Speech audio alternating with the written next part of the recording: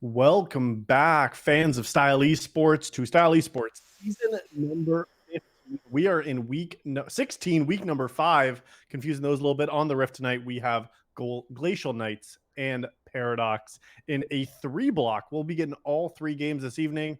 My name is Llama. Alongside me, not a la potato, but alternative, joining the cast this evening as the color caster. Alternative, welcome to Style Esports as an official member of the broadcast now. Hey, thank you very much. It's so great to be here. How are you doing tonight?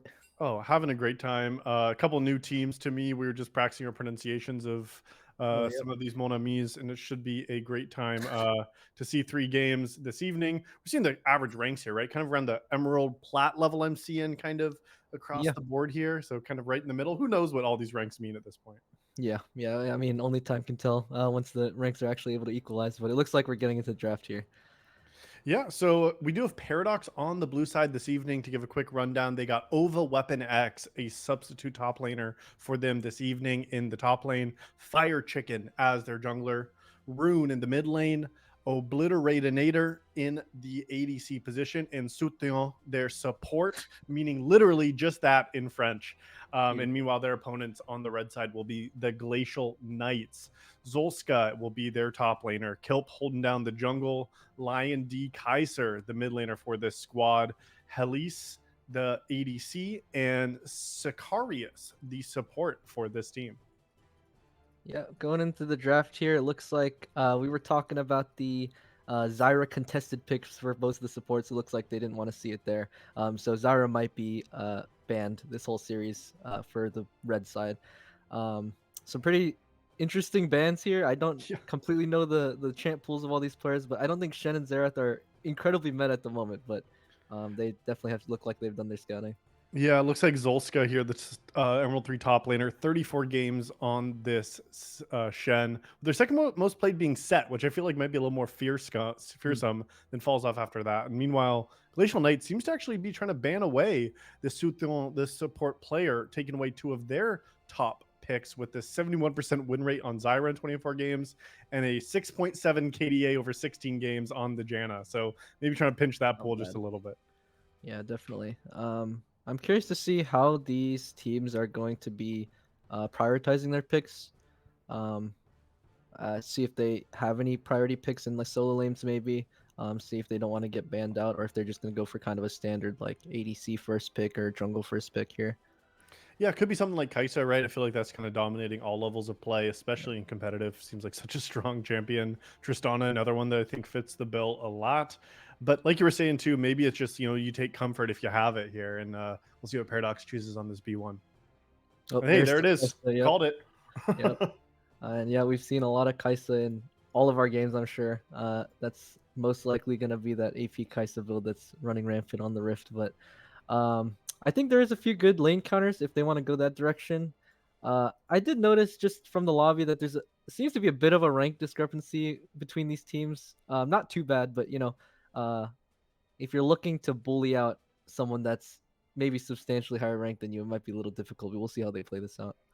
Yeah, and it will be curious here. I think on average, I think the Glacial Knights coming into tonight's match do have an average higher elo between their 5 starting players on the Rift tonight. Not but not significant, but I guess Mhm. a lot of 3 of their 5 members sitting in Emerald, 2 in Plat. Meanwhile, I believe we have maybe 3 gold players and 2 platinum players on the other side here. And it is going to be the lovers duo in the bot lane for Glacial Knights. It's going to be Helis and Cicerus piloting the Zaya and Rakan.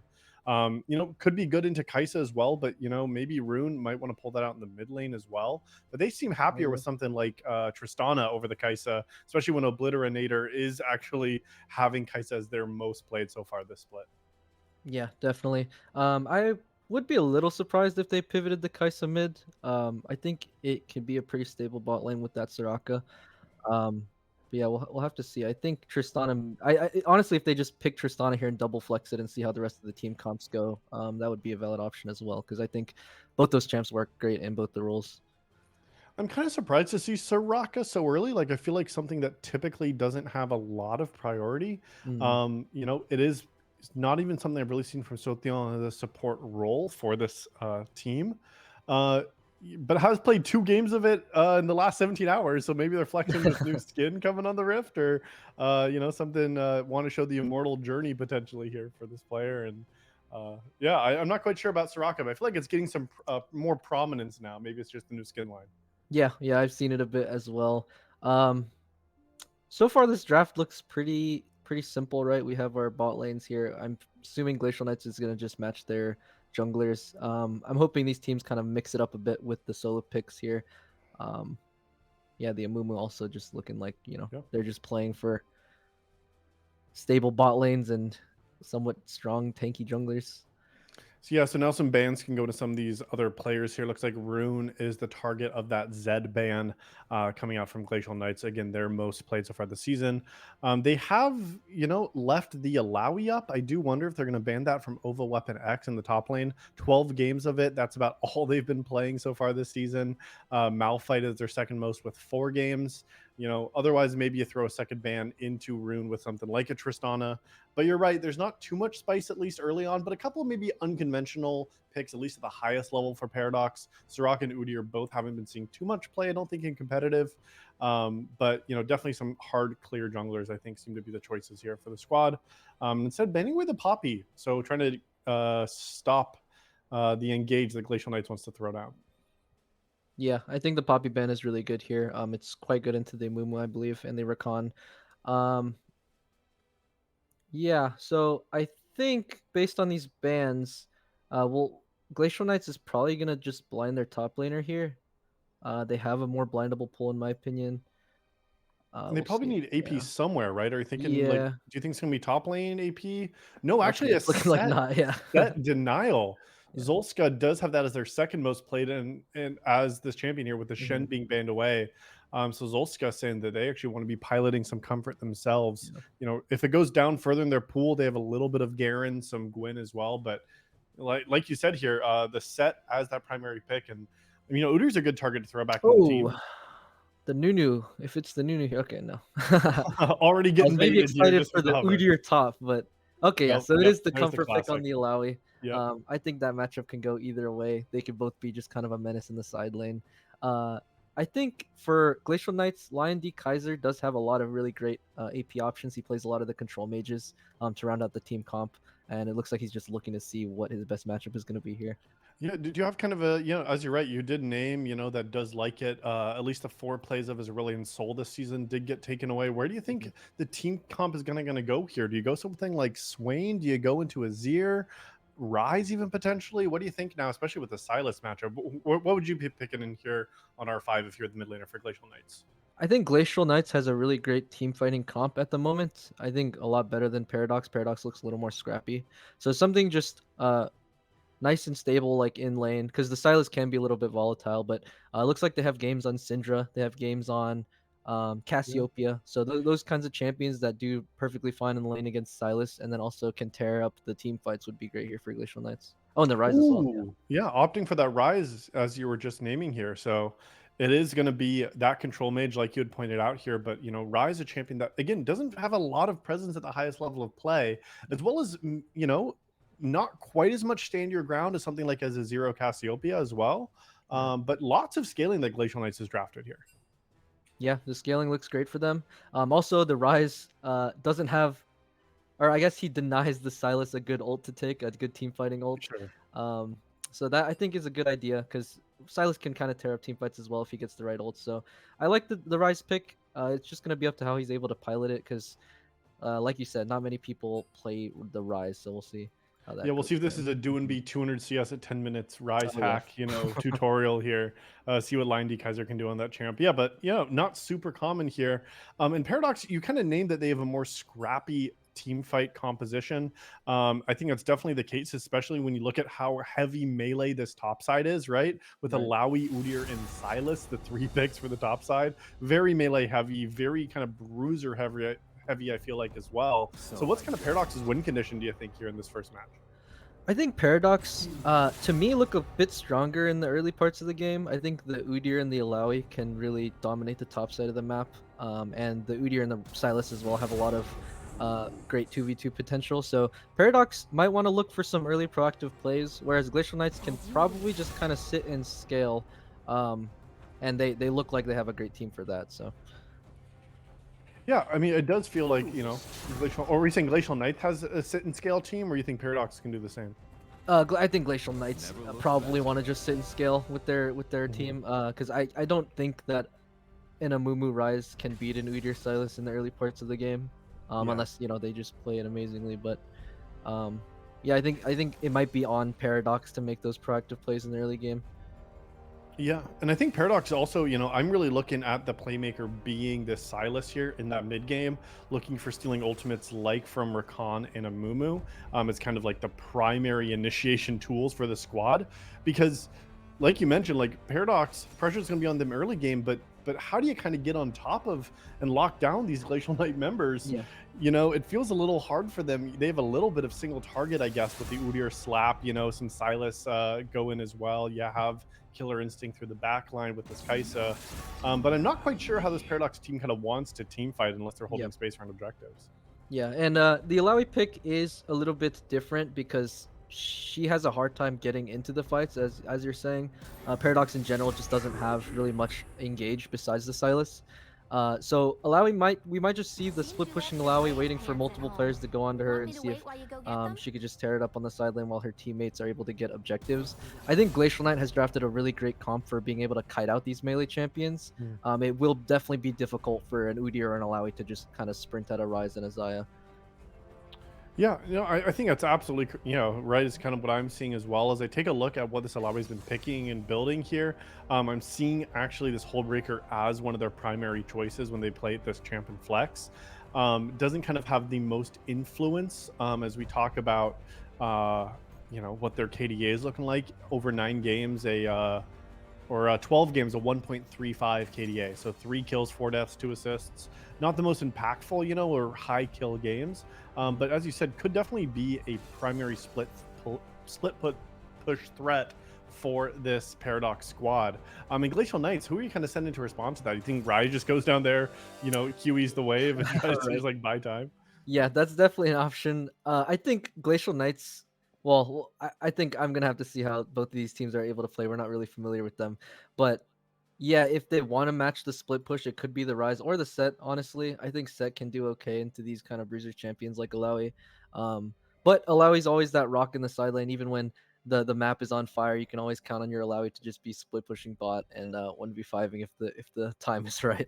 Yeah, absolutely. Can definitely be a high presence champ there. So you've heard our thoughts at least. We have a prediction live for game number 1. Remember, we do have a 3 block this evening. So we will get all 3 games, 3 chances to get those channel points in and really start stacking those up here. So that is live right now for game 1. Will Paradox take this game? Will Glacial Knights push us here as we go into game 2?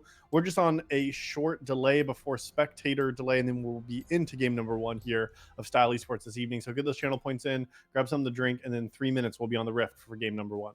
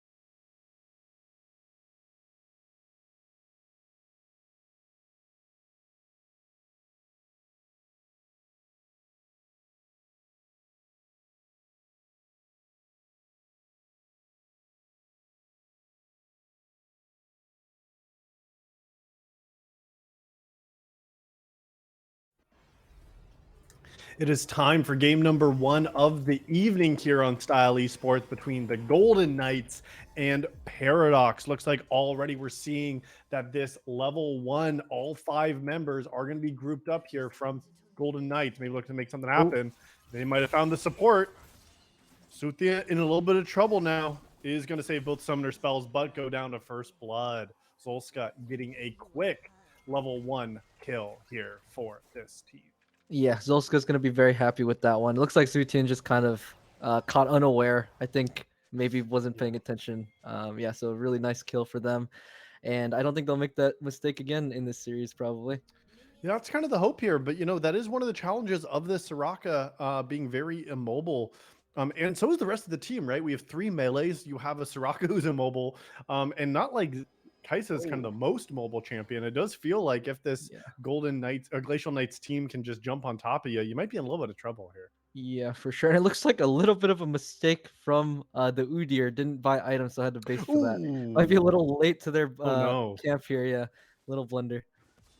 Yeah, big oopsie there. I mean, and this is a champion that does want a full clear here. And you take a look at these other 2 bot laners of this Paradox team.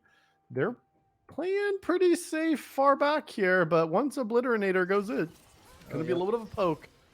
It Already using the exhaust as well. Yeah, it looks like they sniffed it out, but it still got hit by it. But that's all right. Yeah. Maybe they'll be able to just sustain back up with the Soraka here. Yeah, Soraka as well as take a look there has biscuits actually. Obliterinator seems to be going for the very safe lane. Both of these ADCs actually with secondary biscuits in their trees. Yep. So a pretty, normal early game here. Both junglers is just going for their full topside clears. A little bit of brawling here and there, but we'll just have to see what the junglers are up to once the scuttles are up. I think that'll be a big turning point for the game. Yeah, yeah. Scuttles is typically when you'll see maybe the first meetup. I think Ooh. this Amumu will be able to get that first rotation down. Looks like a little bit ahead of this Udyr on this clear. Because as we said, Udyr had to reset Yeah. a little bit too early there, or a little bit too late. To get on the map. We also noticed 4 teleports in this game here, right? Both solo lanes on both teams going Mhm. for the teleport. Will be unleashed around 10 minutes. Already going back onto Obliterinator, forcing that flash now. Kaisa with no summoner spells and level 2. This is a dangerous spot to be in, I think, if Soraka's not able to sustain them all the way up. Yeah, they're. I think they might need to play this lane a little bit safer. They're not really respecting the power of the Zyrakan level 2, which is, I think, one of the strongest duos that you can play in the bot lane. Um, I think they are getting shoved in, so maybe they'll be a little safer here. As you say that, though, a great route here from Helise. Gonna do a little bit of damage now, but both these junglers, like you had mentioned, have full clear down to the bot side. We were thinking because of this timing, Amumu going to be first to the Scuttle Crab. With pings toward the top side, they haven't seen Udyr yet, so they got to know that Udyr is maybe on the same timer. Rune getting a good trade onto Lion D Kaiser in the mid lane. But Yeah, Lion now out of mana, but does have that tier. lots of fighting around the map. It looks like we might have been wrong about the stable early game. All these lanes are just brawling. Yeah, this is going to be the brawl on the bot side now. Fire Chicken trying to make a play onto these bot laners now. Going to slow come through, but now Rune looking to make something happen, but no, has to flash away. Kilp going to go with the chase. This sad Amumu is going to look for Silas. In trouble now, flashed away from Lion D Kaiser. Rune going to be the first one to fall in this game. First blood going to Rise and this Glacial Knight team. Meanwhile, topside Zolska flashing under tower. One more auto gets it. And now bot side, the jungler is going to fall as well. Fire Chicken hits the grave. And this Glacial Knights team has come alive in the first 4.5 minutes of the game. The fight wants to continue. Obliterinator with the heal, going to try to stay alive. Flash on forward, does pick up one, but traded right back. Sicarius able to get that and then flash away themselves across the map. 5 deaths. Every single member from Paradox fell, and only the one casualty, Helise, dies. But yeah, you called it alternative. Not a stable early game, and a 2,500 gold lead already at 5 minutes for this Glacial Knights team. That's really crazy. The game just opened up all at the same time across the map. We saw fighting all over, a lot of really scattered plays, and it looks like Glacial Knights just coming out very far ahead in that one. I'm not quite sure what Paradox were thinking in a couple of these plays, but they just need to really try to tie this early game down, I think. Yeah, that first gank on from Fire Check, and like it makes sense that like this is the bot lane that was playing so aggressively, right? We saw Right. Glacial Knights looking for these early aggressive plays, and so they're getting chunked down, and Fire Chicken cleared all the way down, looked for a play. Yeah, but that wasn't too great either. And then Rune again had a good lane state, but then Mumu showed up, and then that kind of went to hell in a handbasket. So Yep. in top lane, I mean, man, Zolska really just up a lot of farm. Now level 6 already. Ova weapon in a lot of trouble in the solo lane top too. Yeah, and the set able to get the freeze here. I think Lau's gonna need the jungle intervention pretty soon. It looks like he's going for another solo kill. Yeah, and jungle intervention is Oh. not going to be there in time. Like you said, Zolska with a great lane state here might going to break the freeze now, but 3-1 now on this set and just going to be very unplayable for Lowy now top lane. Yeah, very unplayable indeed. I think Paradox are going to have a little bit of a hard time because, as we were saying in the champion select, Paradox had, I believe, the stronger early game. I think Glacial Knights drafted kind of a scaling comp, but it looks like their scaling champions are just already scaled, kind of. Yeah, and that is so scary. Like level 6s have not come through for the junglers or the bot laners for either team yet. Solo laners are starting to get there. But look at Ova Weapon X already down 2 levels in the top lane. So like you said, the scaling has come so quickly. And Paradox, that early advantage that they had, these first 6 levels did not go their way. Now they might be looking to try to take a fight around this first dragon. Rune is down here with their own level 6. You got to keep an eye out on which ultimate they want to take. It is going to be the Mumu. No flash available, but it is going to be the ult onto 2. Rune's so low, but the first casualty is going to be Kilp in the fight. Traded on back. Zai's going to pick up the first kill for this squad now. It is 2 kills to Glacial Knights, and they're going to chase on out. Sutian forced to flash out, and 3 members go into that Rise ultimate. The Realm War brings them back in, and this Rakan is going to pick up the second kill. Obliterinator now forced to head for the hills. Teleport coming back in from Rune into the mid lane, and Elise is going to try to chase this Kai'Sa all the way to the gray screen. A killing spree for Elise. The dragon still stands, but the team fight once again goes to Glacial Knights. Yeah, it looked almost winnable for Paradox there. They got an early kill in that fight, but just the early leads they gained, that Glacial Knights gained from the early plays, it's a little bit, it's looking a little difficult to fight these objectives. I was going to use a different D word. My D word was going to be doomed, but I think difficult maybe Achilles gives them a chance at coming back. No, Oh, look at this fighting. show stopper. Haymaker trying to get the damage down. Ova weapon limps away. The tentacles get the wave all the way in. They don't die quite yet. Sicarius now in the mid lane. The route into the airborne, into the bandage toss, into the curse of the sad mummy. Puts this jungler now with another assist in their pocket and the support on the killing spree of their own. Yeah, Glacial Knights is not letting up. They're doing a great job of pushing their advantages. They're just making plays all over the place, which is what they should be doing, and I think they're doing a great job at it. I think Paradox is gonna need to really try to work on maybe, I don't know. It seems like they're getting baited into these fights. It looks like it might be a good fight for them starting out, but then Glacial Knights always sends that extra man. They're doing a great job of playing their numbers. Yeah, no, I think you're absolutely right. I mean, and even seeing how they're moving around the map, Sicarius with that great move onto the mid lane. Rune looked for an aggressive play on Lion D Kaiser, but did not do anything. And now take a look at this bot side. That just the item difference. It's Kraken Slayer versus just the Noon Quiver. Like Obliterinator has no chance here in this lane. Will go in. Sicarius not level 6 yet. Police has their own ultimate available if needed. Good trade back here from Paradox, but now going to be rooted up. Obliterinator going to get charmed up now that level 6 has come in with a quickness. Police looking for a little bit more damage. The heal's going to come through, but Fire Chicken in the area. This fight might look to continue. Soutine not level 6 yet. Fire Chicken going to be rooted themselves. Not able to get the bear slap. Now under tower will be ulted away. This Xayah just easily escaping with the Feather Storm. Meanwhile, in the mid lane, Rune trading aggressively with Lion D Kaiser, and Zolska once again fighting with Ova. All 3 lanes in the advantage of Glacial Knights. Yeah, just No nonstop action all over the place here. It was looking really great for Paradox's bot lane, but they're just getting kind of slapped by wallets. They had a good trade, but just a couple abilities from their Fed Rakan took them down. Here's Ova Weapon X in the top side. Actually getting enough damage. Zolska gets turned on. And Yeah. that's going to be a great kill for them in the top lane to try to alleviate some of this pressure that's been coming off of Glacial Knights so quickly. Yeah, that was an excellent shutdown. What we were saying in Champ Select, if you have the Lowy being the rock in the side lane, needing 2 to 3 people to deal with them, that is always a win condition. You're able to get the numbers on the objective. So if Lowy is able to keep this tempo up and use that shutdown to her advantage, I think they have a really good chance back into this game. Yeah, absolutely. It can definitely be that shining point, especially if you feel confident enough. Like that, like look at the item difference Yeah, going into yeah, that.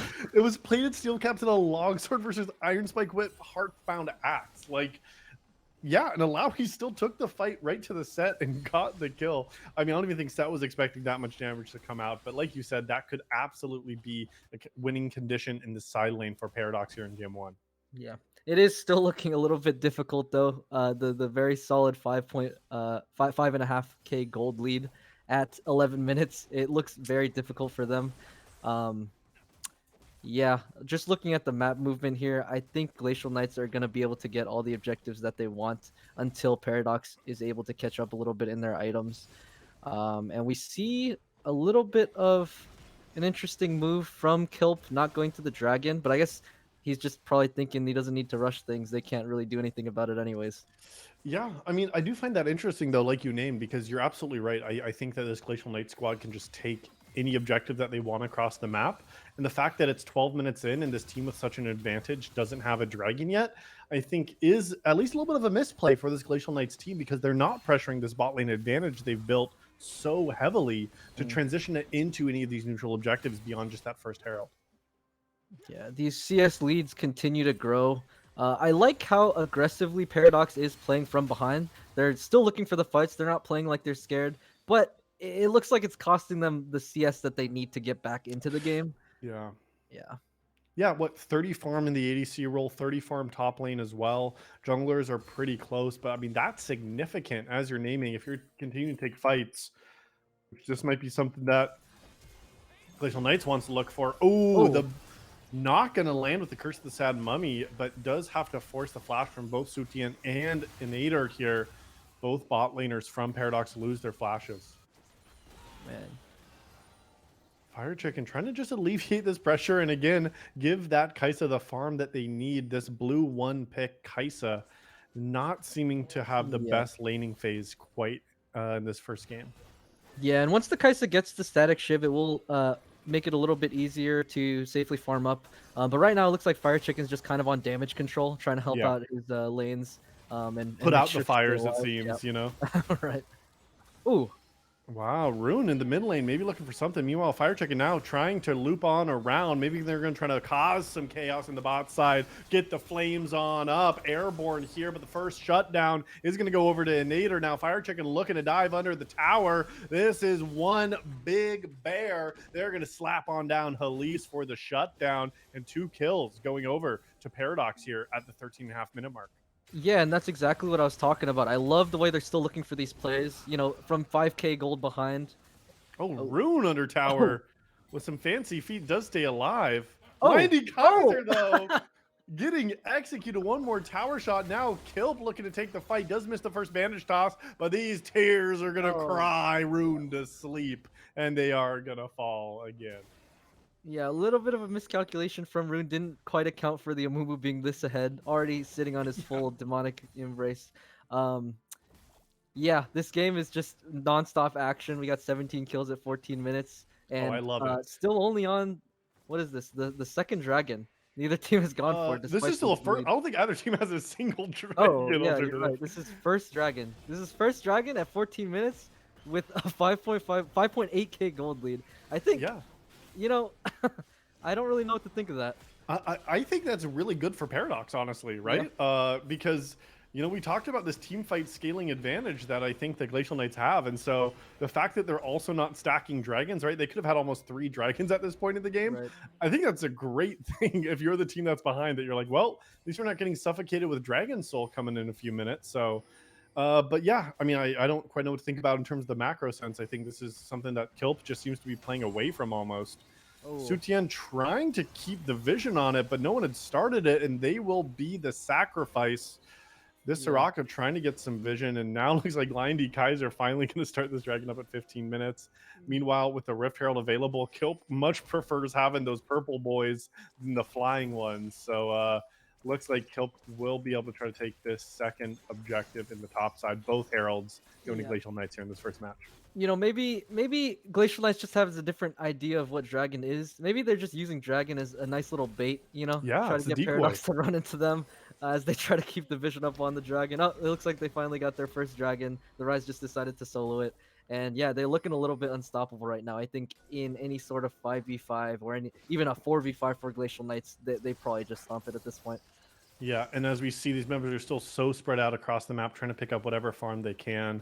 Sicarius looking for that engage here. Will go in onto Sutian here. Helise dishing out the damage. Soraka dies so quickly. Obliterator not able to obliterate anyone. Is going to have to run, but does get knocked up now. Helise under tower with a Feather Storm. Pull back. Gets another Sicarius traded back. But Fire Chicken, the third death for Paradox, is going to fall as well. It's a 3-for-1 in favor of Glacial Knights once again on the Rift.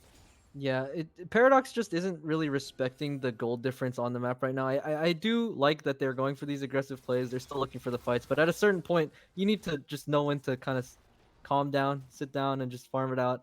And that just hasn't happened in these 16 minutes. The fighting doesn't stop. They're still walking up, and the fights just keep coming.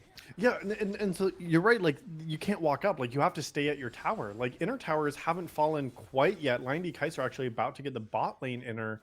No, is going to be forced away from it here. Oh, maybe Kilp's going to be able to take it down. No, they're going to be forced off. So, yeah, like, you can farm here safely, right? As long as these waves are crashing. But take a look in the mid lane now.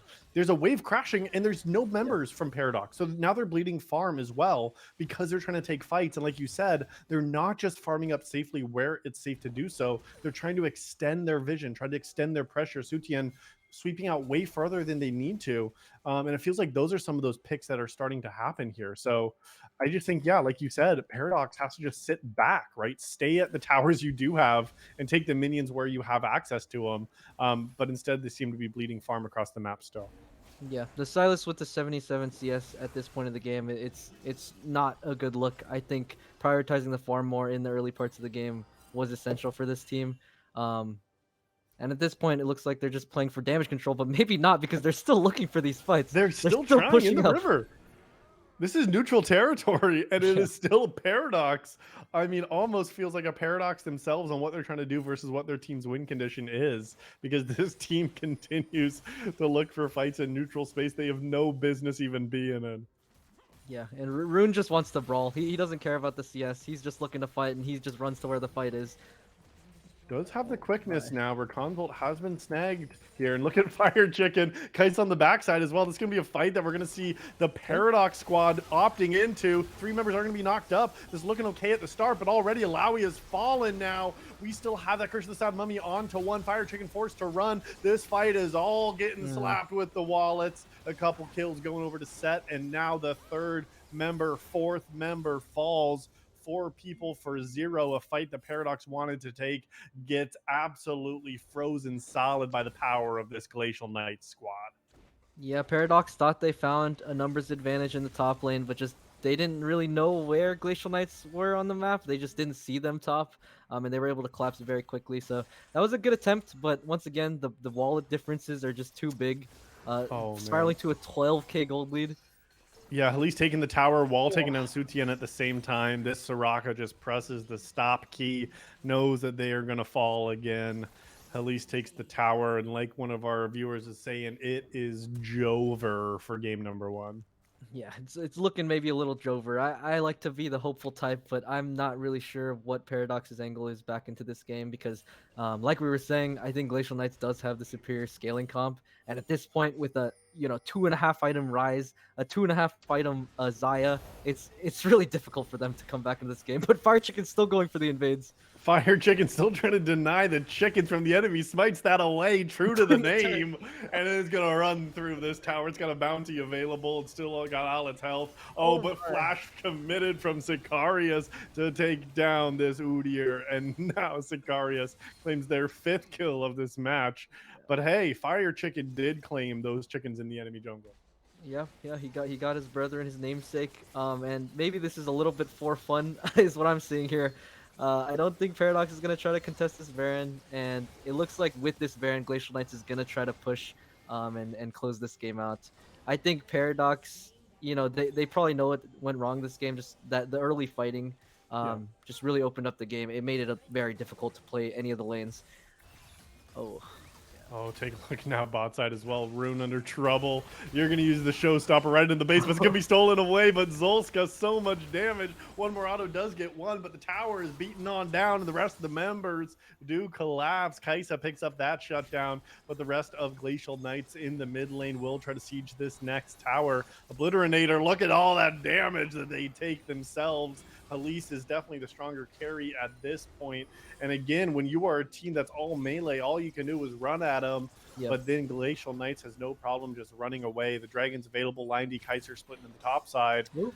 This might be the Rising again pick, but top. look at that damage exhaust. Oh, Who? really Line D exhaust. Kaiser with more than enough damage to take down this Kaisa on the top side. And Rise want to keep on going. Going to try to deny this enemy jungle as well. While the rest of the team from Glacial Knights takes their second dragon. Yeah, and the Rai says, "This is my jungle now. I'm just gonna stand in all three of your faces and just kind of do my thing." He really doesn't have a care in the world, and he has every right to be so confident. I don't see any way to shut down this team right now. They're very powerful, and they don't even have to play to their strengths. Right? We said that Glacial Knights had a great team fighting comps. I don't think they've 5v5 a single time. It looks like it might start now. Yeah, this is a 3v2 still, though, but 3v3 maybe, 3v4 now that one's already dead. But like you said, the team isn't here, but it doesn't matter. Glacial Knights still just taking any fight where they see members on their screen, and Paradox seems to be opting into them, but it's going poorly still for them. Look at Line D Kaiser here with the shield is going to pop. Oh, Archangels goes through, but the kill again onto Obliterator. I hardly obliterate knew her, and they are dead again for 6 times here. That mid yeah, lane and this inhibitor at might be the 22.5 game. minutes goes down. Here's the teleport in the top side. Kilp gonna dive under tower. Fire Chicken already half health. Sutian from one auto gets taken almost down themselves. They're just playing with their food at Oh this man. point. That chicken's looking mighty roasty, but they're going to pick up this Alawi once again. This weapon is doing anything but. Second kill now on to Rune. Fire Chicken just in their base doing what they can. The Nexus under fire, both inhibitors down, everything but the Nexus to fall. They are in the fountain. And finally, game number one will come to a close at 23 minutes. Man, wow, what a game. Almost ending the game with a 20k gold lead. I don't think I've seen quite a gold lead like that in a while. Yeah, that was pretty over early on. I think we recognized that the team that needed the early game win condition didn't get it, and then it was really hard for them. But like you're saying, yeah, Glacial Knights, I mean, just start to finish, feel like they played that really well. Yeah, besides the maybe the late first dragon that we saw, but I mean if it works, it works, right? I Yeah. just think hopefully going into this next draft we see Paradox. Well, we know they like to fight, right? If we know one thing about them, it's that they like to fight. They never stop fighting. So maybe what I'd like to see from them is stronger early skirmishing with more um maybe engaged, because they wanted to fight but they didn't have great tools to do so. So hopefully they can get that for themselves. Yeah, I mean, it's not bad to be a team that always wants to fight, but like you said, you have to draft for it, right? And then take early advantaged fights where you have numbers for and you know that you have item spikes for. But it was from level one we saw Glacial Knights was the proactive team, right? They got that level one kill onto Soraka, and then we're able to just continue it from there. Yeah, and they never let up. They said, you want to fight? Well, we'll just keep fighting, and we'll just slap you with your wallets. I think a lot's gonna have to change in this next game, either from the draft or from the way that the game was played. Because I don't know, Glacial Glacial Knights just looked very dominant in that one. They absolutely did. And we still will have two more games this evening, regardless of what happens in the next one. As teams are just regrouping here briefly, we're going to take a very short break. And on the other side, we'll see game number two this evening between Glacial Knights and Paradox. Stay where you're at.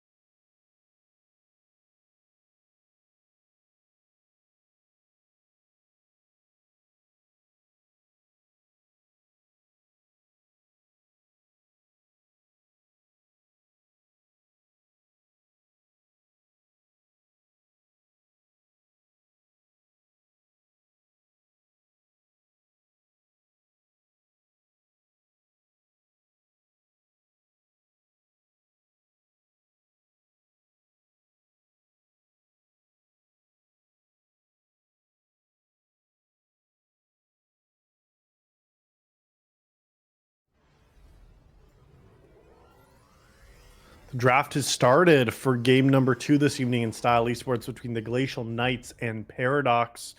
In game 1, we saw a destruction of Paradox with almost a 20,000 gold lead in 23 minutes. As we move into the second match, we're going to have to see what kind of adaptations Paradox can make to try to tie the series up 1-1. Yeah, going into the draft here, Glacial Knights said, that game went perfectly fine for us, so why not? Why would we change the bans? Paradox also keeping their same bans as the first game. I don't know what their kind of draft plan is going into this game. I think a big change needs to happen, or if they think just a couple plays went wrong, they might not have to go for any dramatic changes here. Yeah, because they still got some power picks. They got some comfort as well. With 0 seconds, the ban table, there's not going to be a third ban actually banned away from Paradox. I'm not seeing anything in the chat either. So maybe just, Lissandra ban. So it is going to be the same. But yeah, I feel like Paradox, right? They got the Kaisa Prio pick. They got the, comfort top lane as well. And now we're actually going to see almost a response from what we saw in game 1. Glacial Knights with the 1 pick Kaisa. And Paradox actually responding very early with Xayah for themselves. Yeah, we'll see if they also pair the Rakan here. I think it's pretty funny going into the second game and just saying we can play this better than you, or no, we can play this better than you. I don't know if this is what Paradox needs to be able to come back in the second game. After that first game, I really don't know what they need. And it looks like what Paradox needs here is actually going to be a Senna support pairing up with this Xayah here. That's a champion we haven't seen on the Rift very much recently. Yeah, I have definitely not seen the Senna. I don't know if it has a great place in this meta or in this game even. Just as we were saying before, Paradox had a bit of a lack of engage, and it doesn't look like they're trying to fix it right now. No, but Glacial Knights likes the engage, and they're going to be given this support for Glacial Knights, all the engage that they need. Looking like it is going to be is it? Oh, they're on the wrong sides here. Sicarius here going to play that primary engage, and you're going to couple that with a Maokai now. Look how much crowd control Glacial Knights has already drafted. That was something that Paradox was missing in their game 1 draft. Yeah, Glacial Knights, despite having different champions, have very similar team identity. They want to just be, going on to you, CCing you, letting the ADC tear you up. Paradox is going to have to do something with their draft here. Oh, they're just they really just want to see if that comp works out for them, I guess. Yeah, but I guess their support did not want to play the Rakan, so they said, all right, I guess we're going to pick Senna instead. We'll see what that means for the second half of the draft here. I mean, the Xayah Mumu is a strong combination. Again, the Senna, I'm not seeing how it fits in. Also, a Mumu is very much a 5v5 team fight. And that was the identity that Glacial Knights drafted game 1, and they're moving towards as well as game 2.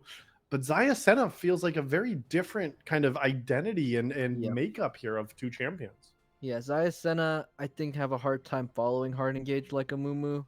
I think it can be okay. Xayah Senna can tear up team fights if a Mumu is able to lock everyone down, but the Senna, especially compared to a Rakan, needs the stable early game, right? She's not the powerhouse until a certain point in the game, and just with how game 1 went, I'm curious to see if Paradox is able to play that style. Yeah, because Senna is an infinite scaling champ, right? So this champion will literally scale as long as the game goes. But game 1 was over in 23 minutes, right? Yeah. So like you said, yeah, Paradox has to play a slower, more methodical style. I at least like that they did draft crowd control, harder crowd control from the jungle with this Amumu. But you're right that it does mean that they have to play slow. They have to scale. They have to play at their towers where they can, because we saw how hard Glacial Knights punished that when Paradox pushed too far forward. Yeah, and even though that may be how they have to win this game, I don't know if that's what we're going to be seeing. As we stated in game 1, Paradox does like to fight, and if these fights do go well for them, I think they have a very strong chance of taking game 2. Just because, despite the nearly 20k gold lead that Glacial Knights had in game 1, we still saw the moments of brightness from Paradox. We saw that they were taking fights that looked pretty good, and then they just went kind of awry because of the early game. Yeah, and they were able to set up in positions where they were going to be in advantageous situations, but at that point, as you said, the difference was too large here. So Paradox continuing to draft infinite scaling with a Vigar here feels like all they need is a Nasus top to really complete the trifecta of scaling as long as the game goes. But I don't know. I felt like the diagnosis from game one, from us at least, alternative, was that scaling wasn't the issue for Paradox. It was not able to make something happen early here. Yeah. Yeah, and they didn't solve that with this draft, but Glacial Knights did maybe hear what we were talking about with the Kai'Sa Tristana. I'm not sure which is going which in this game, because I think the Tristana pairs better with the Nautilus a little bit in lane if they want to play for more aggressive style. Um, yeah, the Gwen I think is a great pick for Glacial Knights as a blind pick Yeah. because Paradox's top laner does like a lot of these tanks, but he's pulling out the Urgon instead. Oh, maybe not. Nope, looks like Malphite here, actually. The lobby is Yeah. open once again, but opting for a different angle. I like this as hard CC as well to go for Yep. that primary engage. But like you said, it looks like the bot lane of Paradox hasn't really matched this identity. Yeah, I think they're really gonna have to try the stable, the more stable early game approach because I don't think they're gonna have a good time trying to brawl into this, Nautilus, Tristana, Maokai in the early game. The Zion Senna really need time to get their damage to Vigar as well. So yeah, hopefully they're able to readjust to their new team comp here. Um, and yeah, I have high hopes for that. Looks like teams are just going to get set and settled here for game number 2. I like that Glacial Knights has gone with a very, very similar composition. 4v5, I guess? We'll see how long it takes them to recognize that they're not on the right side. Yeah. This is going to have to be someone leaving. Come on back. Yep, there it is. But Glacial Knights are like very much a meta composition, right? Like we see this all the way through the highest level of play. You go for that double marksman composition with the Kai'Sa Tristana as your primary carries, and then you build in this tank option from your jungle and support, and then your top has so much flexibility. You can go for damage like they have with the Gwen. You can also go something like Ornn as a third tank. But really the pitfalls that we've seen with this composition from the very top has been Kai'Sa and Tristana, that level of execution from these two players. If Lion Kaiser and Halise are not able to pilot these champs correctly in team fights, you have no damage. Like you don't have a way to win these fights. So Right. it can be a pitfall when you have these two primary carries and so much utility from the rest of the squad. Yeah, just looking at the 10 champions going into this game, I do think Paradox's team comp is looking a lot better. It has a little bit of, a weird identity with the Senna and the Zaya, and even the Vigar kind of wanting to kite out team fights, whereas Amumu and Malphite are just known as, big Ooga Booga go in, right? So yeah, I think they're going to have to play these fights well, if they're even going to be team fighting at all, because just judging from the first game, there was just scraps all over the place. A couple big fights here and there, but most of the time, just the scrapping, skirmishing that we've seen. Yeah, and I mean, as you name these couple of champions, the Senna Vigar, like again, these are scaling champions. They only get stronger as the game goes on. So like, you have to have like the trigger control. Like if you're this Paradox team, for like you don't need to take fights early. You don't need to win flat out at 15. You don't need to take fights every time a enemy member's on your screen. And so it's going to really need this Paradox team to play with much more safety, play under towers. I don't care if it's a boring game for 25 minutes. If it's 0-0 at 25 minutes, I think Paradox is in a way better position at that point than they were in game number 1, right? But it's going to take a fundamental shift on how this team approaches these first 20 minutes of the game. Absolutely. I think we're going to have to see a whole new team for this comp to really shine. And it looks like the Tristana is going to be going mid here for Glacial Knights. Tristana is an interesting matchup into Vigar, just because, yeah, she can one-shot him if she's able to get a good angle, but the Vigar is also able to just cage her and she can't jump out, right? So I think the Tristana could be a little vulnerable to the ganks, and Amumu is a great ganking jungler, I think, even compared to the leader that they had in the game 1. Yeah, I mean, Tristana also, I feel like, has just kind of been the flavor of the month for the mid lane as well, right? Not something that most players in this elo have lots of practice and lots of seasons of playing.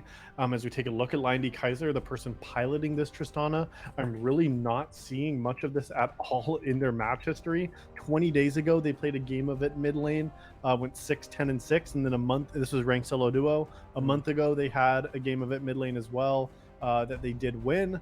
But again, these are not champions that these players have been playing for seasons, and it has a pretty high level of execution, I think, especially as an ADC in the mid lane, can be very susceptible, as you said, to some of these Amumu ganks in this cage, and you miss position here. Lion Kaiser is a very different game than on that comfort of the control mage he had in game 1. Right, much different than what we saw in game one. I do think maybe Glacial Knights are going into this game kind of with a big head, big ego, because Yeah. they might right they rightly should, right, after that absolute domination in game one. So this could be kind of like a for fun, just pick me the Tristana. It's like riding a bike. I can't forget it. Um, and yeah, I think we're gonna see another explosive game. I think Glacial Knights is just they're gonna try to push their momentum that they had in game one to try to look for these fights, especially with the Tristana and the Nautilus. Um, and it'll be up to Paradox to try to minimize that and play to their strengths of their comp. Well, we will have to see here. We're just a few seconds away from that spectator delay, and then we will be into game number two. The prediction is live. So far, 100% of our fans believe that Glacial Knights will take this second game as well and keep Paradox shut out. So if you believe, go and get those channel points in right now. And then in a couple of minutes, we'll be on to the riff for game two to see if Paradox can tie up the series. We'll see you in a moment.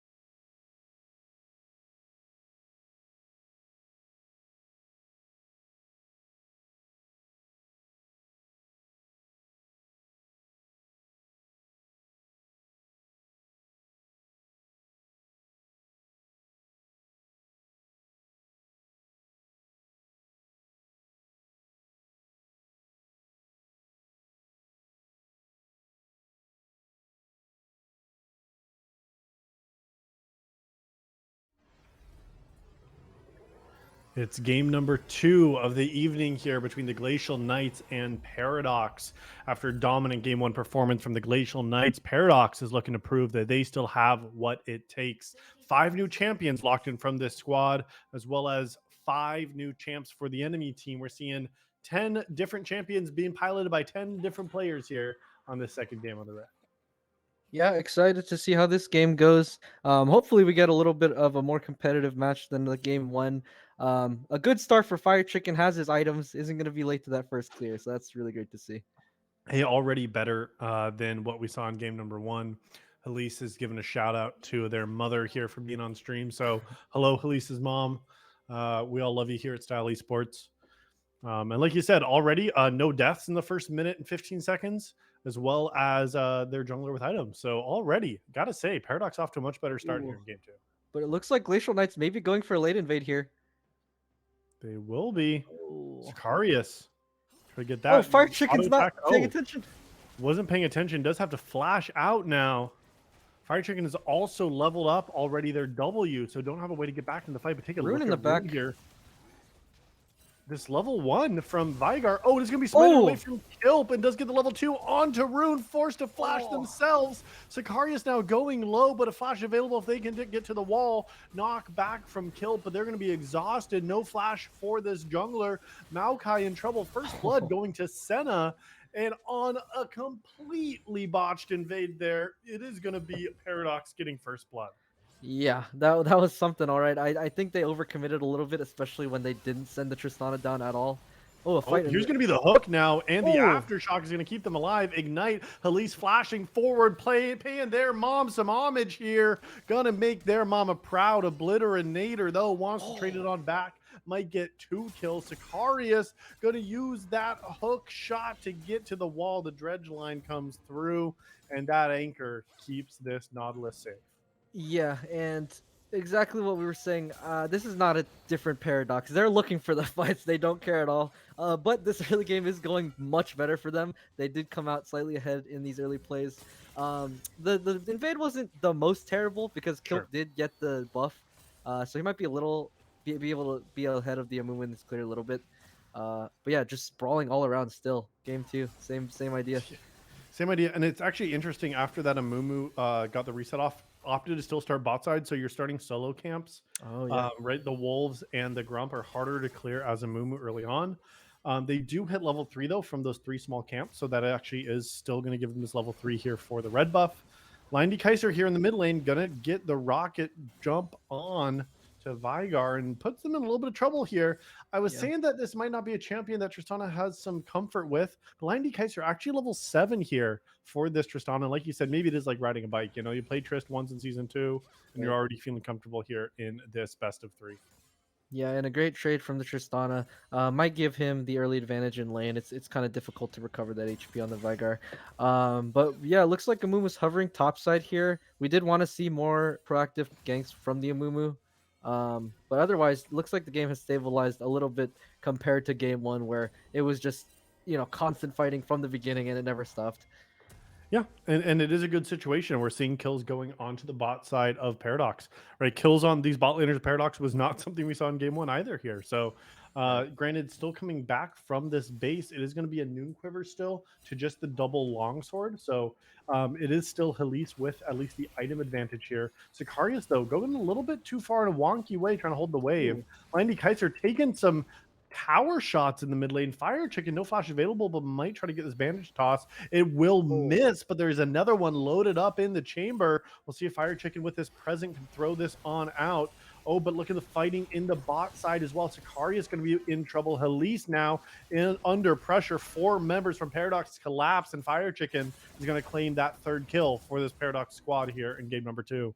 Yeah, Glacial Knights caught a little bit unaware, maybe didn't notice that the entire team of Paradox were walking down at that moment. Otherwise, they probably wouldn't have opted to be in that position.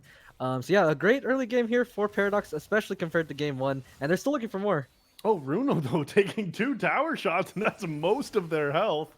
There's no way that you can dive this Nautilus. Sicarius is going to be standing here. Kilp coming down to just cover the wave as Elise walks down back to this lane to catch the wave.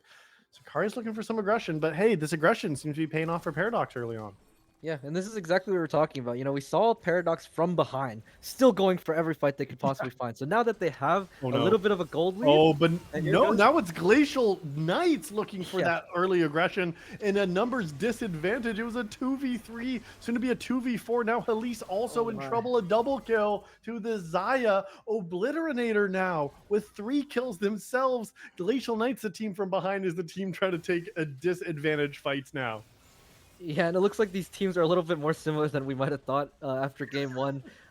It looks like almost a mirror of game one. These fights just going well for red side, and maybe that's the place to be. But yeah, I think Paradox is they're not going to let up as we saw in game one. They're just going to keep on fighting. But once again, a big CS gap in the mid lane. The Vygar's been roaming, but you kind of want to be farming on Vygar, getting your stacks. Yeah, so not only is it a big CS gap, but also Tristana has claimed 2 plates. Yeah. Individually, they're up almost 1,000 gold, and it's nearly twice the gold at 6.5 minutes. This Tristana, 2,500 gold for themselves, and 15, now 1,600 for Rune. And level 6 now, Lion D Kaiser is just going to be looking to chunk out Rune now in the mid lane. Okay, that's a Ooh. big chunk, but not quite Yeah. lethal. Maybe you could have waited until you had your next explosive shot and looked for a dive under tower. Yeah. But no Q for a few seconds. Exhaust is available. They do have rocket jump if they want to look for something, but will not find any kills. Yeah, and it looks like the solo lane's pulling ahead in CS just like game one for Glacial Knights, despite the kind of poor performance in the bot lane at the moment. Paradox does have that bot lane lead, but across the board, the gold gap is not quite as big as we saw Glacial Knights had, right? So in game one, Glacial Knights had not only the kills, but the minion kills as well. And in this game, it looks like Paradox is still struggling to keep up in CS in these lanes. Yeah, all 3 lanes are advantage, I guess, even in the ADC role, but otherwise the advantages are absolutely for the Glacial Knights. But, I can see also why Glacial Knights wants to play with a little bit more urgency, because in this game, if you do just allow the scale to happen, I'm favoring Paradox here as we look at the late game. Yeah, definitely. They have the infinitely scaling Vygar and the infinitely scaling Senna, and both of those champions I think do a great job into the kind of all-in that Glacial Knights has. So they should be looking to maybe accelerate the game, but it's kind of difficult when you're at a disadvantage. But as we're saying that, the gold gap is only getting smaller as these solo lanes are picking up more and more CS in their own 1v1 advantages. Yeah, kills only mean so much, and and you gotta make sure that you're also considering that you gotta be killing these minions. When these melees are giving you 21 gold a piece, like a couple of waves, and all of a sudden that's the same price as 1 kill, and it's 20 CS in most of these lanes. Yep. Yeah. I think the CS is gonna make or break for this game. Uh, honestly, Xayah at one item is not the most powerful snowballing ADC, right? So Sure. the fact that they put all their resources into getting this Xayah ahead, Vygar missed a lot in his lane. Malphite's been getting bullied in the top lane because Amumu hasn't been playing for it. And speaking of getting bullied in the top lane, it looks like Kill's coming in. Yeah, Nature's Grasp is going to land, and Zolska wants to look for something. There is going to be an ultimate available, but Unstoppable Onslaught, not even a chance to be used at all. Maybe they're holding it for the next team fight or the next objective. Meanwhile, Elise under tower gets absolutely melted from the long-range damage of Paradox bot lane duo. Yeah, and maybe Xayah is better at snowballing because that dive was very clean, putting Elise even further behind this game. But once again, I think Glacial Knights have a great position right now in their solo lanes. Oh! Oh, getting dove again. Once again, this double AD composition paying dividends for Paradox. Look at them getting 2 kills under tower. Yeah, that's a great look for them. Definitely pushing the advantage like we want to see them do. Zolska barely escaping on their magical scissors. This present from Amumu. Very No close. gifts for them today in the top lane. Yeah, so if I were the solo or I guess the top side of the map for Glacial Knights right now, I'd probably be telling my bot lane to just chill out. We've got it under control. Our solo lanes are doing great. Our jungle is doing great. We just need to slow the game down a little bit and try to play for our strengths because right now it's definitely not the bot lane for them. Yeah, and so that's what you're seeing now from Zacharias, right? He's already moved up to the mid lane to try to support Lion D Kaiser. The hook is going to miss. Auto attack comes through now. There's going to be the depth charge. Kip's going to follow that up, but it's going to be a 3-man Curse the Sad Mummy. Fire Chicken able to flash away, even with Ignite taking on their head, as well as the explosive charge. Not enough damage. A good escape in a 3v2 that Glacial Knights tried to force. Yeah, great disengage, but the tower might be going down. Rune is holding his own, and it looks like they're sending up Sutian, but the Senna at this point isn't the most powerful champion, unless she's able to... Nope. Yeah, the tower goes down at 10 minutes here. Oh, there it is, yep. Now, the flash forward from Rune! The flash, the Q, that ultimate here as well is going to be enough damage. Primordial Burst claims the life of this Yordle in the mid lane. Yeah, and that's a great pick. But despite the kill lead, right, Glacial Knights has picked up the gold lead. They've come back completely just based on their objective play and their CS differentials. But it looks like they Paradox has sent their bot lane to... Oh, speaking of sending their bot lane places, they're sending their bot lane under tower to try to kill Fire Chicken. Elise is going to pick up a solo plate of themselves as well, bot side. It's a bit of an early swap, I guess, because their turret went down. They wanted to strengthen their mid lane a little bit, which is a good look. Try to get some plates onto Obliterator. But, you know, having all your eggs in one basket might be a problem, especially when Glacial Knights has these great carry threats. Oh, speaking about eggs and baskets, the eggs are going to hatch and Lion Kai's are going to fall topside. Ova Weapon X gets their own solo kill in revenge from game number 1 with this Malphite taking down Zolska topside. Yeah, and I guess everything that we've seen up until now just doesn't matter anymore, right? So the stable solo lanes are getting picked one by one. Paradox isn't letting up. They're not even using their strongest member to get these kills. So that's great to see. The CS differentials might not matter if they're able to just keep picking up kills here left and right. Yeah, I mean, we're talking about CS making a difference in terms of the gold, but remember that if you can get enough kills, it's the same. Gwyn is immune looking forward. Needlework not available, though, so that teleport might just stop or delay weapons recall. But take a look at Kilp now in the top side as well. Nature's Grasp not available yet. The tower might be under pressure here, but take a look. No other members in the area. Lion Kaiser looking for even more in the bot side, knowing that Rune doesn't have flash, but here's the dive under tower. Zolska, a couple more autos will do it. Here's going to go to the sapling, but it's not enough. Meanwhile, Sicarius looking for the Senna. Sultan is going to fall. Flash forward from Kilp now that a weapon has fell from their own tower across the map. We're seeing Glacial Knights come to life as items are getting completed across the rift. Yeah, this is just gonna be a bloody game like game 1. It started off a little bit slower, but now it's just ramped up quite just as much. We have 14 kills at 13 minutes, and once again, they're just constantly looking for fights. It doesn't matter, you know, who has more gold, who has more items. They just want to fight. Yeah, but now the objective's coming up in just a matter of seconds. We'll have to see if that means anything. A little Obliterator looking for a Halise, but actually taking a disadvantage trade back. Ultimate is available. There's going to be the shield coming in from Sotian from downtown, but Flash behind the Feather Storm does not matter. The auto attacks are enough, and Obliterator takes their 7th kill, is now legendary on the Xayah, and finding the damage output to take down Halise once again. Yeah, risky fight from Halise, but, you know, that shutdown would have made a big difference. And here we go, the Tristana-Veigar matchup. There's that interaction you're talking about. Lion Kaiser forced to use the exhaust to not get absolutely bursted by the primordial burst. This dragon is going to be started for Paradox, and no dragons they got in game 1. We didn't even see the first dragon be taken by this timer alternative, but now it is the 2nd objective in a row now. Both of these dragons going over to Paradox in game 2.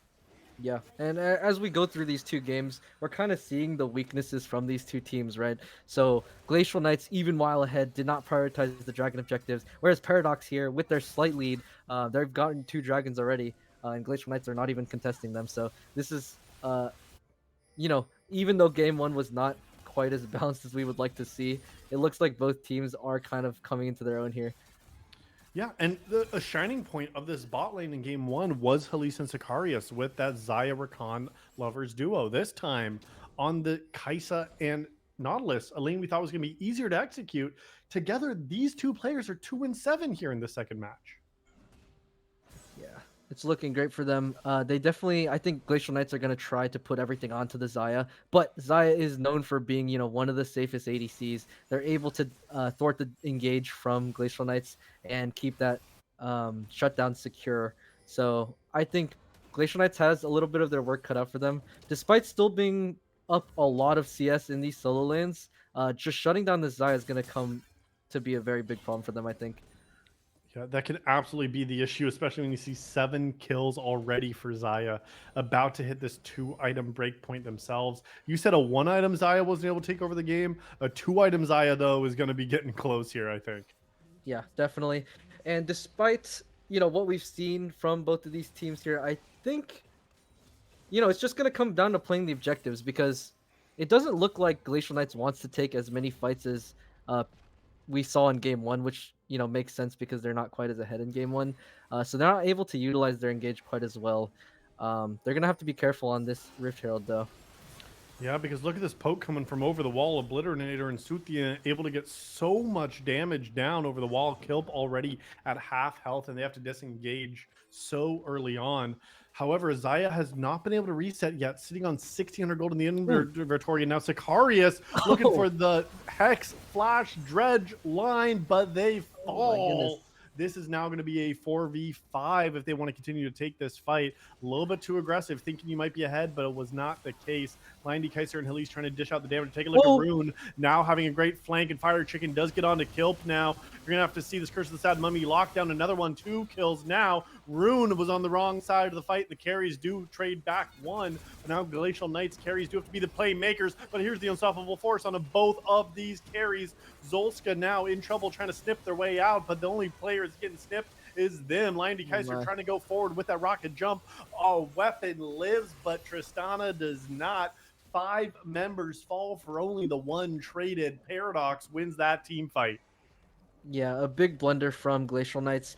I think, they thought that they could take maybe some kind of pick, but it's not really much of a pick when you're hex flashing into 5 members. And once again, they found a good return kill on the side, but maybe got a little bit ambitious, kind of sprinting into the rest of their team 2v4. Yeah, I don't know if they're gonna just keep looking for. Oh, looks like Wow, I think that Dredgeline might have missed, honestly. Yeah. I don't think Dredgeline was actually going to hit, but Suthia feeling safe and going to flash away themselves. At least now, maybe trying to stop this recall. Do you see the channeling, but decide not to throw. Oh, Void Seeker was on cooldown, so yeah. They're not able to have any way to interrupt that. As we take a look now, that Herald has been claimed. A Mumu has that in their slot. Gonna let Obliterator just reset as well. And so now a minute and 10 seconds till the next dragon. Yeah, a little bit strange. Both teams kind of maybe calming down a little bit. I think we're just waiting for ults and flashes to be back up before Paradox just goes crazy again.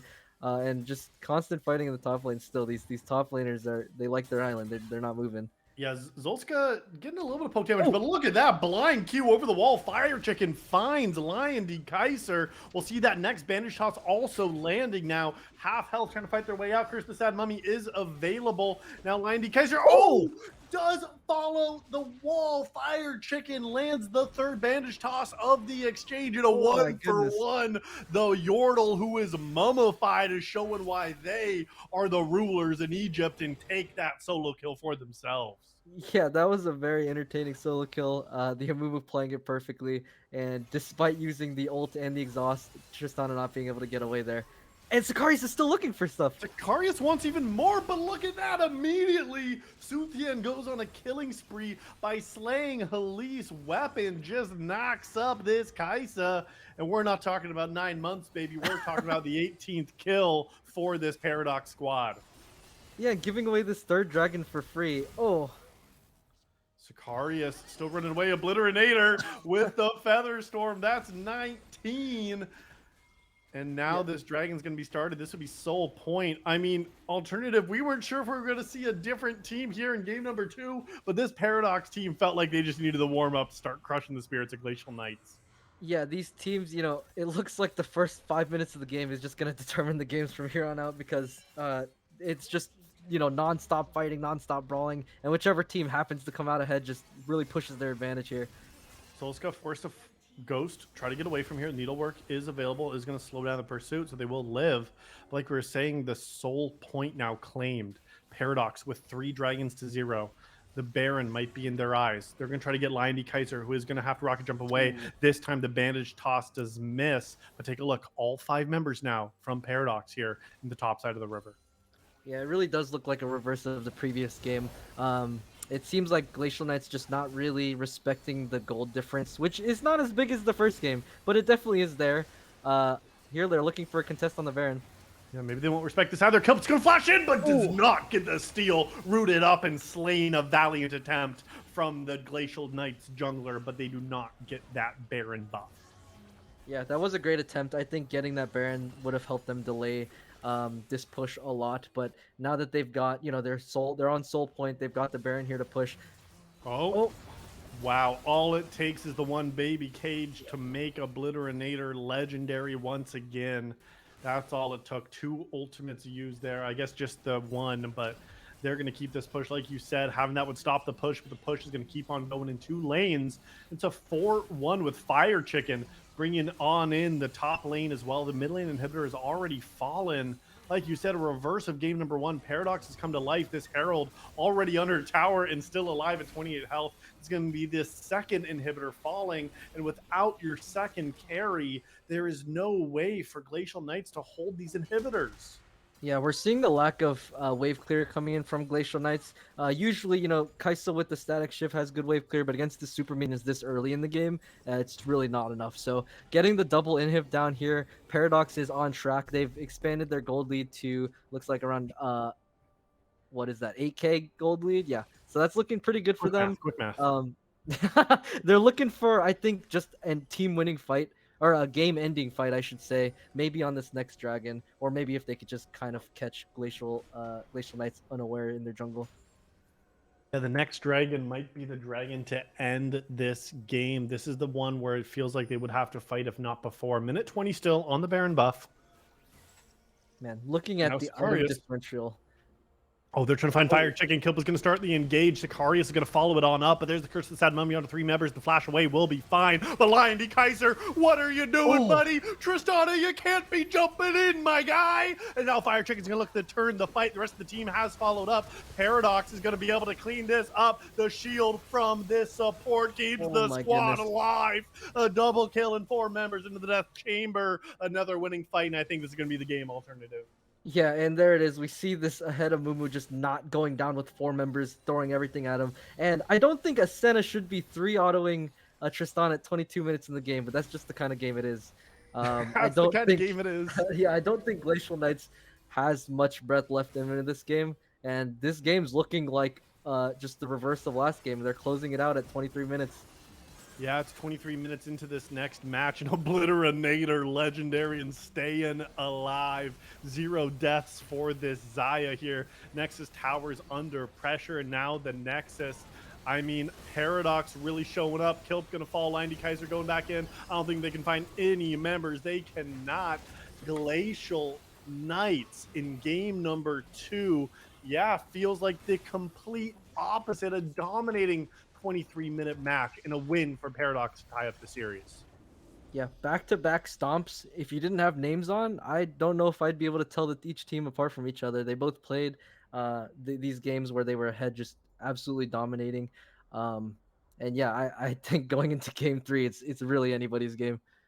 I think you're absolutely right here, Alternative. Like, that was I mean, I don't think we believed. I'll be honest. I don't think I believed after seeing Paradox's game 1 that they would be able to pull that out in game 2. Like you said, if nameplates were off, like, that felt like we were watching the exact same game, right? Yeah. It was the red team got the advantage, and then within 23 and a half minutes, the game was over. Yeah, and that might be due to just both these teams kind of struggling to play from behind. So yeah, I think in game 3 we might see a similar kind of situation where just the first 5-10 minutes of the game really means a lot, because these teams are just taking their leads and rolling with it. Yeah, so like you said, the first 5 minutes are crucial, and I think that's even going to start in draft. This was not a composition that we really expected to have as strong an early game as it did, but that was absolutely the case for this team. Yeah, and it's not looking like the draft is mattering as much as we usually see. It's just a matter of which fights go which way, because Yeah, I thought that we would see Glacial Knights with the advantage in these early fights with their pretty powerful, early engage tools with the Nautilus and the Tristana, but they were just thwarted by Paradox. Paradox were able to take these very close fights, and that's why I think this third game is going to be just as exciting. It'll be just down to how they play the fights because, uh, yeah, the drafting didn't seem to matter whatsoever. Yeah, so we'll have to see though what these drafts do look like in game number 3. We're going to take a very quick break as we reset. In just a moment, it'll be game number 3 this evening between Glacial Knights and Paradox. You don't want to miss it.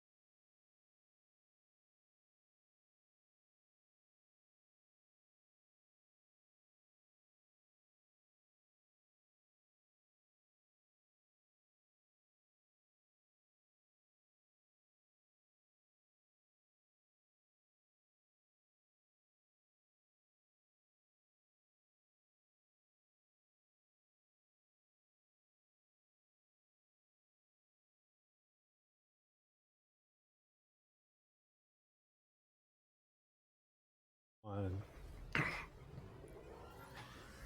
It is time for the all-important game number 3 this evening between Glacial Knights and Paradox.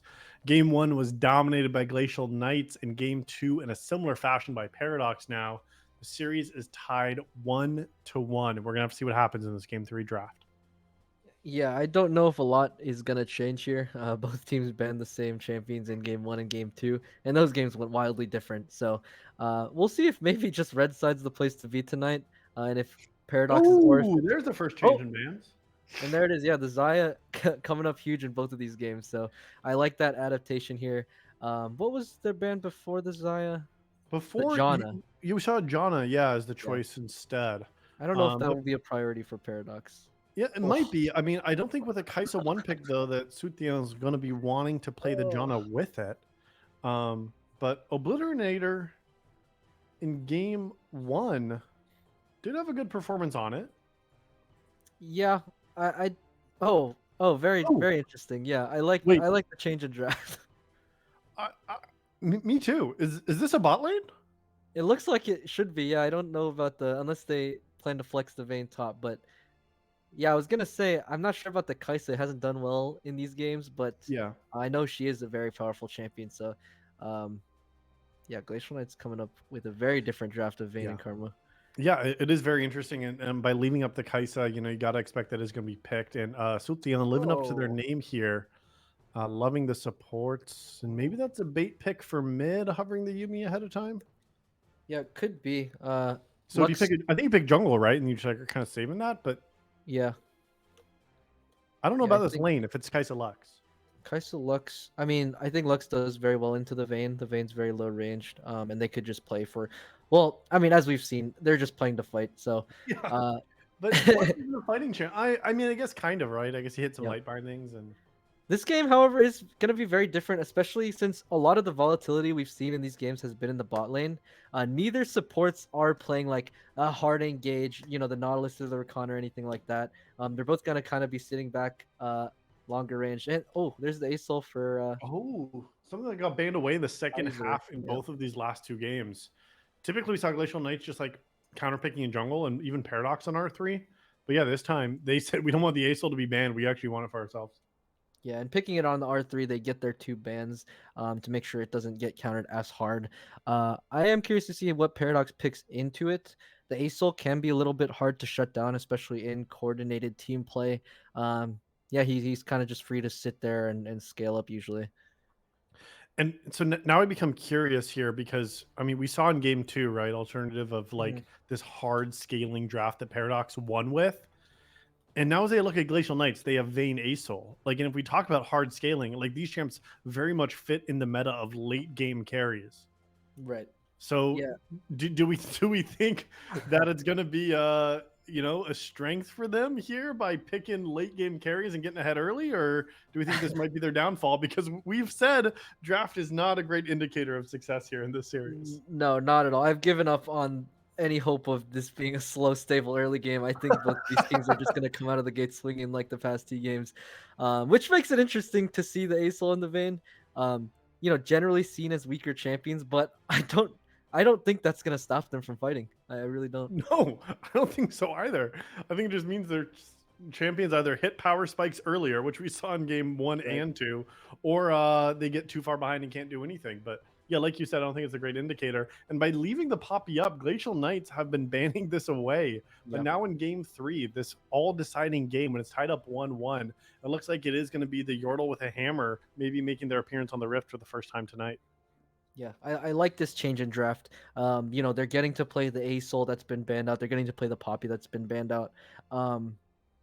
And yeah, it's gonna just be a completely different play style for Glacial Knights. They didn't quite find the success in the full engage comp that they saw in the last game, and it looks like they're just looking to change it up a lot here. Yeah, I mean, we've named how many different champions you see on the Rift. Yes, Kai'Sa's been a staple here now in all 3, as well as this Amumu, actually. But otherwise, we're seeing a bunch of new champs. The Alawi would be a consistent one, Oh. but instead, the full tank Scion being the option here for Paradox's top laner. Yeah, and that could be a Scion blind top because I believe the Poppy would be going jungle here. Maybe not. Scion mid has also been seeing some play. We'll see what Paradox finish us off their draft here, but they have a very, I think their previous drafts, Paradox had some interesting picks, but this one looks very standard. They have, their carries. Yeah, there it is. So yeah, and very nice. I think a very nice comp Yeah. that Paradox has drafted, very standard in meta. But yeah, and their 4-5 is also very scaling, right? Yeah. Like Scion Azir. Yeah, Scion Azir definitely hard scaling, but I don't know if it'll match the scaling of the Asol and the Vayne, right? Vayne's just gonna be able to shred through the Scion at the later parts of the game, and Asol just dumps more damage than anyone can really match, I think. So I am going to be curious if Glacial Knights is going to lock in a counterpick top Oh, laner, and this is yep. exactly what you would expect to see. Fiora with their ultimate can shred so much of that health using that percent max health as part of that damage on their ult. So very much kind of a tried and true Scion counter here. They're going to be seeing Glacial Knights picking up in the top line for Zolska. And this is a player that's found CS and lane advantages here so far in both these last games in the series. Yeah, I do like this Fiora pick a lot. Just because Glacial Knight's top laner, what was that, Zolska? Mhm. Is that correct? Yeah, Zolska's just been playing very well in these games, despite Yeah. their team going behind in game two. They still were just very solid in their CS differences. So getting a hard counter matchup with an aggressive champion like Fiora could mean a lot for them here if they're able to push their own individual like 1v1 advantages here. Yeah, I mean, that is the advantages that we've seen Glacial Knights getting, right? You named that CS advantages in these solo lanes have been pretty significant, at least in holding back some of the gold difference we saw in that second game when Paradox had the kill lead at least. So Right. now going in this third game, Fiora and Asol, again, scaling champions for both of these solo lanes. We'll see how Asol will be wanting to play this lane out. It is their most played so far this season. So I'm definitely very interested to see if this Asol will be dominating the Rift. Again, it was banned away in both these last two games. So now in this all-critical game 3, we'll have to see, was Asol really worth this R3 pickup? Yeah, the Asol is gonna be a big, I think, kind of win condition for Glacial Knights. But it does take a little bit of time. I think even compared to the rise that we've seen in the Veigar, Asol just doesn't have the early game impact, right? If you're fighting at level 4 in some 3v3 in the river, Asol just really Doesn't isn't do that anything. guy, right? Like he, if you let him just sit and breathe on you, he will kill you. But Acel's just not, the powerhouse that people think of when they think of the Star Dragon. Yeah, it's not until that later game when you can get all of those little souls and stacks up, Right. get that Skies Descend ultimate upgrade that you really see Acel make an impact in the fights. And so, again, I'm taking a look at these carries that have Glacial Knights have locked in. In game number 1, we did not see nearly as much impact from Halise on the ADC role like we saw in their first game of the evening. So now in game number 3, we'll have to see if this Vayne will pay dividends for the bot side of Glacial Knights. Yeah, the early Vayne pick I think is my biggest question mark of this draft, just because like it doesn't really fit into either comp, I guess. Like, I don't know if it's just like a comfort pick if they just want to try to pop off, which could be a good thing for them. Playing comfort is always the way to go, especially when it comes down to a game 3.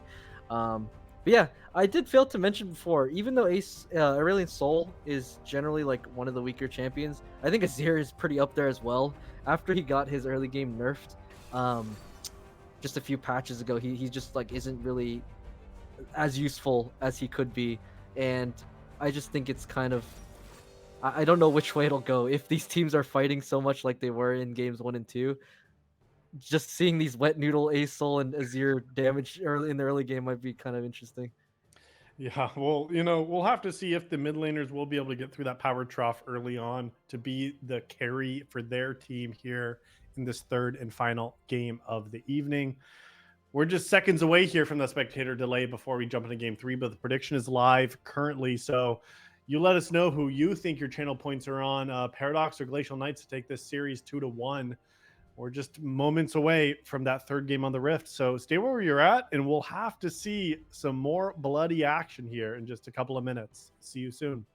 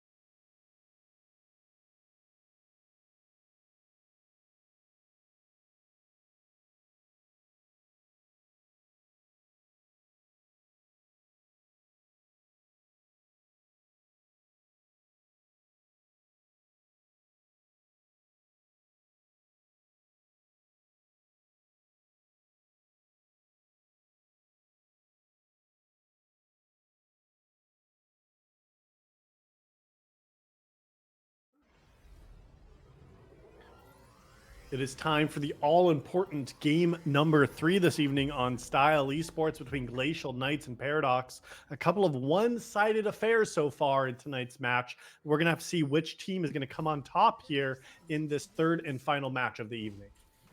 Yeah, we're maybe seeing some more level 1 shenanigans as we've seen in game 1 and game 2. Or maybe both teams are going to try to play a little bit safer here. It is down to the game 3. Even though it is a 3-game block, I think, it feels like the stakes are higher in game 3. Absolutely, especially when both teams have already won one. If a team is up 2-0, I think we could get a little bit more trolling in this Right. third game. But I think we saw some trolling from both sides in these first two. So now I'm hoping that like both teams actually are looking to try to win this series for their own squad. Yeah, maybe that's a way to put it. I think both teams will definitely be trying their best here, and it doesn't look like we are seeing any level 1 shenanigans. Maybe because of the weaker early game champs that we're just seeing across the board here.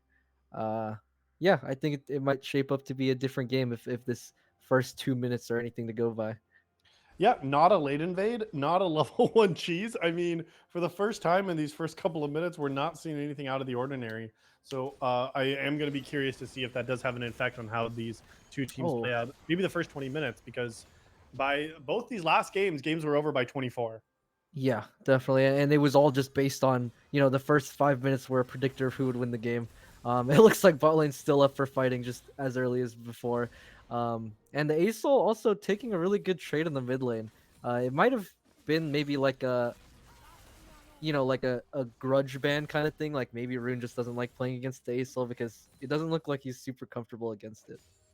Yeah, and that's probably why it was banned, right? Especially, if it's not something that you're used to playing against. We saw that in a previous series. We've seen things like Akshan being pulled out mid, where like those kind of champs that teams aren't used to playing against can really shake up how that matchup goes early on. Yeah, definitely. And, maybe this difference in matchup knowledge might make up for how weak Acel is. If he's still able to bully out this Azir, then these early fights could still go the way of Glacial Knights. Yeah, and we also have noticed, the impact that we've seen in solo lanes, especially in the CS department. And we're seeing that once again already. Zolska in the top, 11 farms to just the 3 of Sion here. Remember, this was a matchup that Sion was blind picked into. We saw the Fiora on R5. But once again, already within 2 lanes, we're seeing a 10 CS discrepancy in the top side. Oh, a lot of fighting in the mid lane. Yeah, but looks Both like mid lane is going pretty is going to aggressive. be able to run away safely. Zolska trying to get a riposte off onto weapon, but will not quite land here. Yeah, I But think man, look this at this is CS. Like, oh my gosh. I yeah, know a couple waves are crashing in here, but still pretty insane how much CS Zolska was able to get. I think that was 4 waves, right? So that's 25 yeah, minions. And yeah. so That's only a lot of missing minions 4 to of those lose. folks. I think this is maybe a time to celebrate though. We're 3 minutes and 30 seconds into this game 3, and there hasn't been a single kill yet. And I think that's incredible for these teams. Yeah, this is so boring here, Ultra. Go next here, man. There's Oh, nothing going on. No one's dying. I don't really care. ooh, there's a lot of fighting still. It's getting But close. unfortunately, health bars are still staying above 0. Yeah, yeah, and we hate to see that here. We sure do. What do we see? We saw like what, 18 kills in 14 minutes in the last 2 games, something like that. Yep. So yeah, a lot more stable of a game. And I hate to say it, but I think in a stable game like this, maybe Glacial Knights have a bit of an advantage just because of what we've seen they've been able to do in their lanes, just get their small advantages here and Yeah. there. And if they don't fall behind to kills like they did in the second game, I think that's a great look for them. What about kind of team composition? Because it looks like both teams have actually drafted quite a bit of scaling, right? We see for the side of Paradox, they have the Scion, the Azir, and the Kaisa. And Right. meanwhile, for Glacial Knights, they have a Fiora, Aurelion Sol, and this Vayne. So, like, do you have a preference in terms of champions as you see 30 minutes coming in? It is actually really hard to say. I think both teams are pretty balanced here. It really depends on how the fights are able to go because obviously Vayne can be a super huge team fighter, but on the other hand, she is very low range into the likes of an Azir and a Lux, which later in the game can just 100 to 0 her at any time if Yeah. she gets caught. So it's very much going to be up to how these players are able to play the team fights. Just looking at the champions alone, I think it's very hard to predict how the games are going to go. Yeah, but I mean, something that's not hard to predict is how the CS is going to go early game. And take a look at how we're seeing that here, even in 5 minutes. Yeah. 500 gold at a 0-0 score line, just based on the CS advantage. It's twice the farm for Fiora in the top side and 10 farm for this mid lane advantage of Glacial Knights. So, I mean, that's something not hard to predict at all, is that these solo lanes will be getting CS advantages early on. Yeah, definitely. Here's Zolska pushing their advantage again. Just able to, I guess, play the micro and the counter pick to their advantage. But Kilp's looking for the first jungle play of the game here at 5 minutes, 6 minutes almost. Yeah, Lisa's going to tumble forward now, and Fire Chicken also going to be in this bot side. So we're going to see 6 of these 10 members all down here looking to party bot lane. But Kilp recognizes that the play is not going to be there, and so is just going to back off and head back to this Gromp. Yeah, it is actually very surprising to see the lack of action, but Fire Chicken's looking. Oh, Elise with a good tumble out of that light binding. So will not make anything. Fire Chicken, as you said, is still looking around, but the wave has crashed now, so there might not be a play available. But now take a look at Rune. With this ultimate available, the Emperor's Divide could make a force happen, as we see neither bot side at level 6 quite yet, but these junglers also waiting to get their own level 6. Take a look at this jungle of Poppy. Oh, look at Rune with an amazing play. There's going to be the Emperor's Divide into the wall, but the wrong direction. Flashed away from Elise. Heal used from Sicarius, but not going to meet any kills across the rift quite yet. Fire Chicken with I the don't know if Fire next Chicken wins damage this. toss is looking okay. Yeah, 2v2 Fire from the Chicken bot side. still thinks he's in last game. Oh, Halise is going to cleanse that ignite, and again, tumble away. No one fighting to the death quite yet, but low health bars, blinking health across the map, but no kills from anyone yet. Yeah, Rune going for a very ambitious Azir play. I like the look a lot, but maybe slightly misplayed, maybe slightly miscommunicated because his bot lane was just not there yet. But Kilp's looking again. Kilp looking for Still something, not but able a to find great anything. light binding is going to disengage. Yeah, it's really crazy. I think both teams have acknowledged that, the way this early game goes fully determines how the rest of this game goes. So I think they're playing a lot safer than they have been in the last 2 games. We've been seeing these skirmishes, but they haven't been, full all-ins because I think neither team wants to just throw away the game at the toss of a dime. Yeah, it's 7.5 minutes now, and like we've seen, still no Oh, kill. But now Rune getting first blood under tower on the crashing wave, diving underneath, does kill Lion D Kaiser, but it's traded on back. So 1-for-1 in the mid lane, but still an advantage for Rune here in the mid lane. Something we haven't seen much from this player throughout yeah. the series. Yeah, and maybe the Zero is what he needed because he's focusing a lot more on the CS. The CS gap is not that wide, and getting that first blood gold plus crashing the wave under the turret is a good advantage. It's definitely a worth 1v1 for him, evening out the gold again for Paradox. Yeah, but alternative, I feel like we've seen like 6 different teams on the Rift in these Yeah. 3 games, based on champions, based on how they've been playing, based on how these games have been going. Like, I still don't have a good read on either team on No. how they want to play, because we've seen such different play styles from all of these players throughout this series tonight. Yeah, these teams have. I swear they're swapping out players in between these games because. Oh, but another fight here again. Oh, but level 6s are coming through now. Halise already taking such a massive Oh. play. Does have the ultimate available. Is going to get the condemned into the wall, and the shield's going to keep him alive for a moment. They're going to tumble and be invisible and still alive. Sicarius wants to make something happen. Has their ultimate available, but does not get that mantra Q for the lethal damage. Zolska going into the top side as well, looking to trade aggressively. But take a look at Aurelion Soul moving on down, but does not have the ultimate yet. Take a look. Kilp also top side now. Aurelion Soul is going to make the play happen. Fire Chicken in the wrong position. Halise with that auto attack gets the kill. Sicarius with that mantra Q, some great damage to get onto Soutine and Fire Chicken. No trade yet, but Rune back down here with those sand soldiers looking for an Emperor's Divide, but not dividing anything, only multiplying those kills 1-2 in advantage of this Glacial Knights team.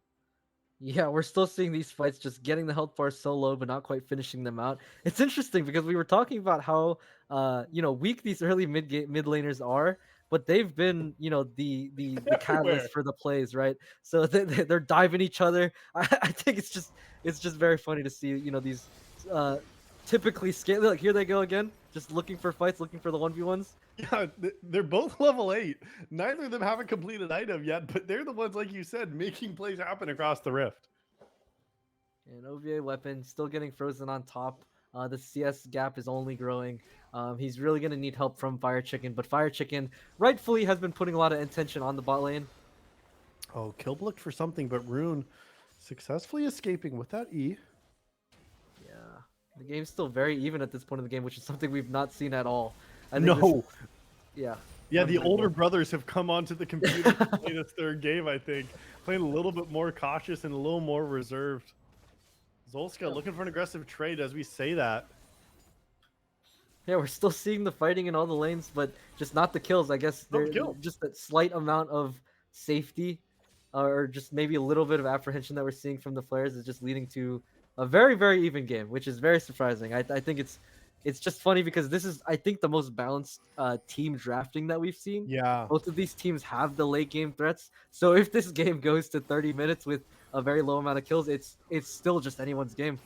Absolutely, it is. And now we're seeing some trade in the mid lane once again. Ooh. Lion D Kaiser under Oh. power is going to fall, but traded back in the bot side. 3 versus 2. Look at this Fire Chicken with a 3-man Curse of the Sad Mummy. Obliterator trying to fight their way on out. Forced away from Kilp over the wall. 1 kill going over, but Halise falls. Fire Chicken is going to use these tiers to try to keep Sicarius from getting anything else. 1 for 1 in the bot side, but 1 for 0 mid. Lion D Kaiser fell to Rune, and now this jungle chase is going to continue. This is looking like what we saw in game 1 and 2, but take a look at the teleport now. Lion D Kaiser wants to come on back, doesn't have the ultimate available, but wants to chase this sad mummy all the way out of their own jungle. The enemy jungle is not safe for you, little man. Go ahead and use those tiny legs and waddle your way out. Just a matter of time now till Lion D Kaiser looks to get this last kill, but Sicarius might be the one getting the kill credit. Rune now is going to shuffle on in, and it is Fire Chicken taken down. Karma Sicarius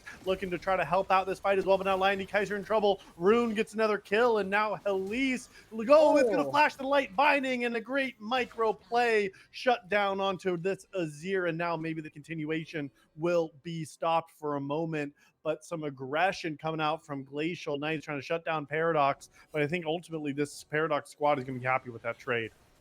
Yeah, very aggressive plays all around from both teams here. It's still just very even. I think from what we've seen in the first 2 games, though, the ADC with the advantage. And here's Zolska coming for another fight. Zolska now teleporting on down, and now it's going to be the double light binding going to keep him alive, but Zolska goes over the wall, and now that charge into that wall will stun on up the Lux, and they will fall as well. That heroic charge brought a kill back for Glacial Knights. Yeah, and this might be the chance for OVA Weapon to get a little bit of his CS advantage, or a little bit of his CS deficit up.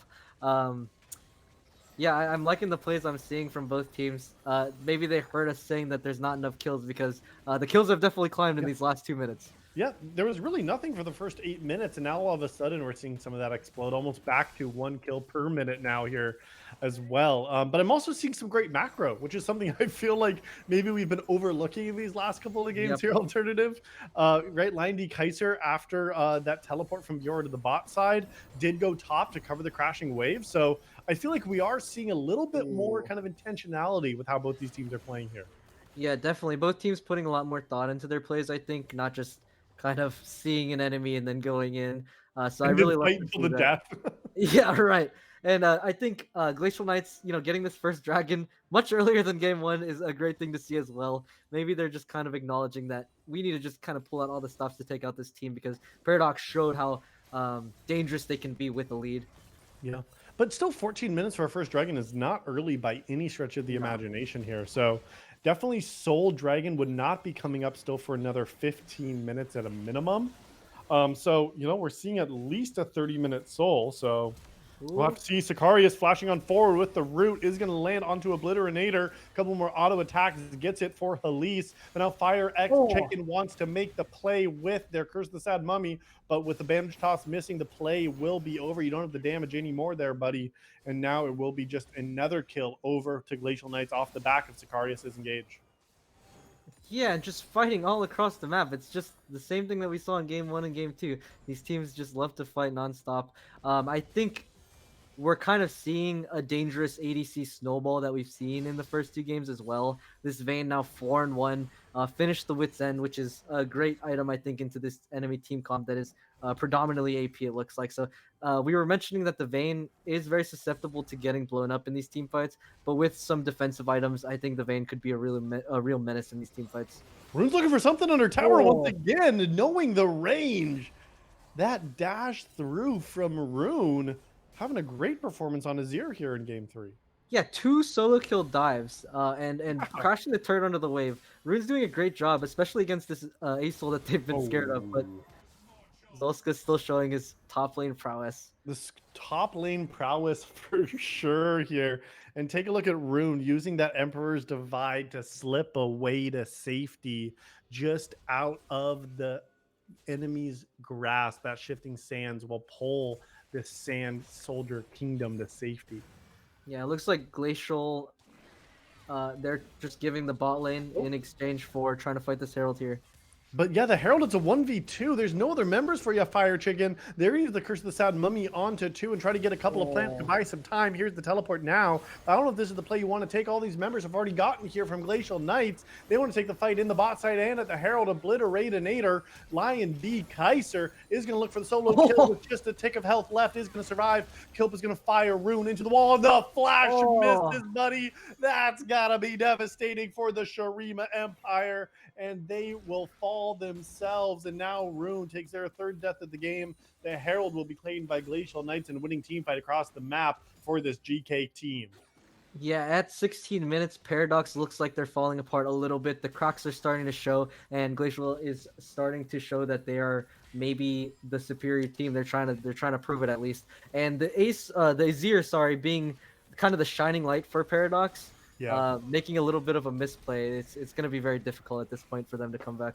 Yeah, and it didn't have Emperor's Divide there either, which I think was really key. Like, the fight was so scattered. You have a couple of Regal players on your squad with this Mummy as well as the Emperor, but did not make enough happen. They were going in one at a time, and even with the teleport coming through, it was not enough. So, yeah, I mean, now we're starting to see where some of this chaos that both these teams thrive in can be great. Halise going in forward with that ultimate available, flashes away now, but does not get the kill. Sicaria looking to take some more, but now we're going to see that tower go down. Fire X Chicken wants to get a kill, but again, no members have reached 0. There it is now. The burn from Leandri's Torment claims a kill from Sicarius, gives it over to Rune, but just the one casualty from that mid lane fight. Yeah, these fights are so close. Zolska looking for another dive here on OVA weapons, still not having the most fun in the top lane, kind of left to his own devices. But yeah, I think, Paradox, as we were saying, the cracks started to show, but they're doing a good job holding their own. Halise went a little bit too aggressive there with the play, and it cost Sicarius his life. Yeah, it is always a bummer when you're the one who makes the play happen and then you escape, but you kill your teammates for it, I know that feeling all too well when you're looking to make something happen and then you end up killing your team because of it. Yeah, maybe your team dies for your sins a little bit. But as the second dragon comes up here, both teams are posturing to fight as the top lane fight continues as well. Yeah, Zolska just going to keep on pressuring this Scion. They don't have enough resources to survive. Oh, Kilp with a great Keeper's Verdict. Knocking away Fire Chicken X from joining this fight. Rune has the Emperor's Divide available. Sicarius, I don't think you can be walking that way, buddy, but maybe it's just a bait for Halise to join up. Wait, but 4 members are on Sicarius. Karma, you can't be there. And now the Emperor's Divide is going to push Halise on in. Obliterinator is going to go on in themselves. And even though they don't get the kill, it is 2-0 for Paradox. And the second dragon will be theirs. Yeah, maybe Glacial Knight's getting a little bit overconfident. Sicarius thinking they can walk into 4, and it costs them the dragon. So that's a big win for Paradox. They're able to even out the gold a little bit, especially in shutting down the Vayne and putting it onto this very, very threatening Azir. Yeah, Azir is absolutely incredibly threatening, and we're seeing it come right now. Lion D. Kaiser trying to fly away, but you cannot fly very far, little bird. And now this Acel as that 3rd pick, banned away in game 1, banned away in game 2, and in game 3, not quite being the carry quite yet for this Glacial Knights team. Yeah, but Acel is only going to get stronger, and with a powerful Fiora, here we go. Sicarius once again just overconfident. Yep, not much else to say about that. Even with the shield, Ooh, big. barely staying alive. Sicarius making some critical missteps here recently. Now Helis in a 1v2 might try to get the kill, does dodge the light binding. That will keep him alive as well. But I mean, Sicarius just doesn't seem to be playing these edges quite correctly here. You know, they ran in 1v4, they almost died there, but now Zolska trying to find a play on a weapon. This Scion, though, cannot be disabled, is going to use the unstoppable onslaught and go ahead and jump under their own tower. Yeah, nice escape, and the CS gap isn't really growing that much. So, as the Sun gets tankier and tankier, yes, the Fiora has the ult to cut through his health, but expending the ult on a Scion is a little bit dangerous maybe in these later parts of the game. So if Sion's able to just hold his own on the side lane, and let his team get strong and get strong himself, then this fed Fiora and Poppy maybe won't be as big of a threat to his team as Glacial Knights would want. Yeah, absolutely. And so, you know, Fiora is still doing a good job in the side lane, but like you're saying, like they're not able to get too many additional kills. Gratefully, Weapon has only fallen once here in this game. And so you got to start to decide as Fiora, when are you going to start grouping with the team, if ever? Do you want to take the 4v4s or do you need to be matching on up? And this was where the macro becomes so crucial at this point in this game. 21 minutes and neither base is exposed. So you know we're going to be going a little bit later here in game 3. Yeah, and that's exactly what some of these champs are gonna want. So seeing these items come in, two items coming in across the board for some of these carries. Oh, Oh, it's here's going the to be group. Zolska looking for something here. He's going to knock up Obliterator. They're going to escape to safety with that E. Going to Oh, get Rune. over the wall. The Condemn is into the wall, but Burn. Obliterator is still alive. The first kill is going to go over to Rune. The carry is this Shurima Emperor. There's going to be the Shurima Divide, Emperor's Divide, trying to keep the team safe. But now Lion D, Oh. Kaiser with 2 kills so far in this fight. 3 members have fallen of Paradox, and these other 4 members that are still alive of Glacial Knights want to chase them out. As we say, it's stalling out, 22 minutes down, and the Baron is in the sights of Glacial Knights. Yeah, and it looked like Zolska was maybe overextending a little bit. Uh, This is going to be the 5th kill, yeah, yeah, or the 4th, Soul's I guess. online. Yeah, Weapon still alive, but all 4 members have fallen now for Yeah, this is the a very Paradox. difficult situation for Paradox at this point of the game. With the Asol picking up these kills, he's gonna back for almost a full item and just be, stronger and stronger as the game goes on. It's gonna be more and more difficult to shut him down as well. Yeah, because what kind of happened in that fight? It felt like I thought it looked good at first with Rune getting that first kill, and then the Yeah, Emperor's Divide like hit 3 members, and I thought it was going to be a winning team fight yeah. for Paradox. I think Rune just missed the Emperor's Divide. He hit the one person, but at that point, his team had already kind of been blown up. The Asol found a great flank on the side and was just able to pick up these kills with the power of you know, the Asol stacks. I guess at this point in the game, it's really picking up. Yeah, I mean, it does make a difference. We can give a quick check-in for all the viewers here. 244 Stardust Oh yeah. has been acquired by this Aurelion Soul. So absolutely right, like you were saying. The Skies Descend looks like it is going to be available here for the next fight. Um, I'm actually not sure how to confirm that, but actually maybe it's not quite up yet. Yeah, But maybe yeah, I not mean, you're yet. seeing the power that now this ASOL has with 2.5, almost 3 items now. And Ooh. yeah, I mean, not doing too much quite yet will only become a bigger problem. Oh my Oh, gosh, and he's look at just that. going Futian for it. is in trouble, but big trade back. Fire Chicken now with that original bandage toss into that Curse of the Sad Oh, Mummy. Now Kilp on the wrong side, but it's the Shurima Emperor who is in trouble. They're going to fall now. The Baron buff is too strong. They got 1 kill back, but 3 members fell. Paradox is crumbling against the power of the Baron from Glacial Knights. yeah, Glacial Knights are definitely putting their foot down here. They're not even looking for the dragon that's coming up here. They're gonna try to push using these long death timers, and I think it's looking good for them at this point. They're able to win these 5v5s. They are scattered 5v5s. We haven't seen any, massive Amumu ults or Azir ults. The Azir ults have been close, but they're just not quite close enough. Oh, Obliterator in trouble, is going to get Ooh. the shield, is going to trade 1 for 1, the first kill for the bot side of Paradox. Helis, once again, maybe a little bit too aggressive, diving under the Nexus towers to pick up that 1 for 1. Yeah, a bit too aggressive, but that is kind of a show of their strength, right? They still got the kill. They were able to dive at this point in the game. And we've seen how impactful these ADCs have been. So it's just a matter of if Paradox is able to shut down um, the likes of Helise. The only problem is that there's still the massive threat of the Aesol and the Fiora at this point in the game. They're at maybe the Fiora is maybe at the strongest point that she'll be at in this game. Yeah, and we'll have to see with this teleport coming in now from Fiora if they want to make the play happen. Instead, are just going to try to disengage, try to get this dragon. It would be the second. Oh, Fire Chicken looking for the fight, but does not get the smite. This chicken is going to go bok, bok, bok all the way home. 5 deaths now for the Amumu. Unfortunately, not able to secure the dragon. It is just a cloud. Don't know if he needed to necessarily die for it, but a good smite secure from Kill. Yeah, it was a little bit of a hero play for the Amumu, but maybe they didn't need to go for such a play. Yeah. It is also interesting to see. So the Kaisa generally is played AP, right? But Paradox has a lot of AP on their team, so Obliterinator has opted for the AD build, which can be a little bit difficult because you have to get into the fight more, I believe. So you can't just sit back and W people. You're gonna have to actually be in there auto attacking, which might be difficult with a low range champion like Kaisa. I think it's still difficult for Paradox. They're now at this point 10k behind in gold, and they're just turtling up. At least they have the wave clear from the Azir and the Scion. Yeah, so there is some wave clear, right? Something that we also were missing from the losing team in these last 2 games. But like you said, with this, Vayne can shred through Scion just a little bit, but it's actually going to be Suthia getting shredded through. This support from Paradox takes their 5th death of this game.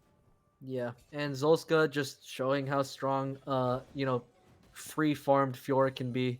Yeah, the Fiora's just been like completely open to just getting all the advantages that she's wanted all game, and now it's really starting to show. And any of these squishies getting hit by the Fiora will just blow up instantly. Rune still has a chance now with these almost 3 items completed for themselves to really be the difference maker. We see Aurelion Soul also getting close to their 3rd item, looking like a death cap is going to be completed here soon. So there is still a chance that these teams can stall out and keep their inhibitor alive, that either team could win a massive team fight here, I think. And it's still pretty close as we take a look. Even though 10,000 gold is separating these squads, 3 items is really going to be that power spike, and it's really only the Vayne that is at that point already. Yeah, definitely. It's still anybody's game at this point, and this has been a lot slower of a burn game than we've seen in the past too. Normally, we would see at 10k gold lead, just permanent fighting. But I think Glacial Knights are kind of acknowledging that Paradox still have strength in their team. They're still able to hold these, and they're still able to turn these fights if they don't play them perfectly. They can't quite just smack them down with their wallets like we've seen in the past 2 games. But we still do see a 10k gold difference, right? Yeah. You're right that it's not as constant fighting. Definitely some more conservative play, I think, even from the winning team. Glacial Knights, does not seem to be just wanting to lay a smackdown with his fights. Since that dragon, really not many kills on the Rift. And now with 2 minutes until it spawns once again, we'll see if that's going to be the timer where both these teams decide to try to make a stand. Yeah, and it's difficult because Paradox, they have the scaling champs with the Azir, but you really can't wait too long, right? The Aesol, every wave he gets, every time he hits you with his abilities, he just gets stronger. And at this point in the game, with his 3.5 items, 200 CS, he's just absolutely massive. It's so difficult to deal with him at this point. Yeah, absolutely. That is one of the shining lights, I think, for this Glacial Knight squad. We also now the Hull Breaker completed for Fiora, so they're going to continue to stay in the side lane. Baron is on the map and Dragon in 90 seconds. However, an engage could still come out from Paradox. I think they have the damage to take down Helise if that's going to be their target. Yeah, both teams kind of feeling each other out. At least maybe looking for something, but the Azir turret is down. Lion D Kaiser is out despite being far in. No, not going to find anything here. Not willing to pull the trigger on either side of the lane. Knock up from weapon onto Zolska, but Zolska does not mind at all. He's going to have that minion wave there. I'm going to try to push on in with the Hull Breaker to threaten this bot lane inhibitor. Yeah, this is just kind of devastating. The Scion blind pick was pretty good, but when countered like this, he can't really do what he wants to do, right? He's not tanky enough to be powerful in these team fights, and he can't stop this Fiora from pushing when she's this far ahead. Yeah, so now that Sundisk in the mid lane will fall. Looks like the next look, Zolska just taking this wave right in front of this Scion. Like you said, nothing Scion can do. And now here comes the grand challenge. A couple more auto attacks will do it. Flash away from weapon. One Oh, more vital is the vital blow. And in the top side, the rest of the team has taken the Baron. Werewolf Fiora takes the base. Amumu knocked away by an amazing ultimate from Kill. But now Zolska does go under tower with the Emperor's Divide, look but how does not strong. care one bit. Jumps on through, flashes Oh, forward, gets the solo kill. Meanwhile, mid lane, the rest of Glacial Knights wins the fight. This inhibitor is going down. Fire Chicken going to try to take down Zolska. There's going to be the riposte that's not going to land onto anyone. There is still the Curse of the Sad Money available, but both advantage tosses missed. But now oh my flash goodness. Yep. away the ace for Glacial Knights. The game is theirs. The series is theirs. All 5 members in that victory screen. They're going to take this series 2-1. Yeah, and an incredible series we saw in that last game. We saw that it was a more even game, but by the end of it, it was back up to a almost 15k gold lead. So, uh, Glacial Knights definitely cementing their victory here, and just showing what was there. They absolutely did. Yeah, that was not the same game that we saw, I think, in the first 2 of this evening. It was much more calm and calculated. It was some better decision making, I think, from both teams later on that really secured their team some advantages. And across the board, like some great performances out of players that we might not have seen such great performances from earlier. I think Kilp had an amazing game 3 on this Poppy. And again, the bot lane I felt like was the biggest differentiator between each game this series.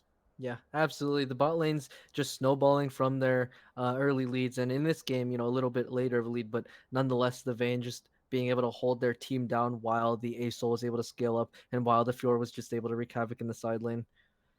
Yeah. Do you feel like you have like an MVP for the winning squad or an SVP maybe for our second place team on Paradox from tonight? That's a tough call. I think a lot of these players, really put on a show here. For Paradox, I think their shining light was, despite the score in Game 3, Obliterinator on Mhm. ADC. I think, putting up a fight in the bot lane in all 3 of these games and how volatile it was, they were doing a great job staying in the game and staying relevant. And then, of course, in Game 2, just putting on a show and carrying their team to victory. As for, the MVP, in my opinion, probably has to go to Zolska. Mhm. Just an Yep. absolute rock in the top lane. Just an insurmountable CS lead in all 3 games, despite the game state, and then just able to flex, what they've been putting their work into in this third game, just absolutely demolishing Paradox. Yeah, and it makes such a difference when you just have a winning top side, right? Like when you just have a player you know is going to get a CS advantage, is not going to make silly mistakes here, is going to be able to secure this advantage for their team. Like Zolska, absolutely, I felt like was such a key part of the victory and a lane that you knew was going to be doing well throughout this series. Yeah, definitely. But just congrats to both teams. I think they both played these games incredibly. I think they were very entertaining to watch for us and for our viewers. So yeah, just big thanks to them, and I wish them luck in the coming games of the season. Yeah, we only got, I think, one more week here until we jump into playoffs here in season 16 of Style Esports. So all action will be coming back at you next week for even more games. But for tonight, that's going to do it for myself and Alternative on the cast. We appreciate all of you for watching this evening, for betting your channel points, for supporting your teams in the chat, for enjoying this match. Hope you liked as much as we did. But for myself, Llama, for Alternative, for the rest of the Style Esports crew, we will wait until next time to see you back right here. Have a great night. See you.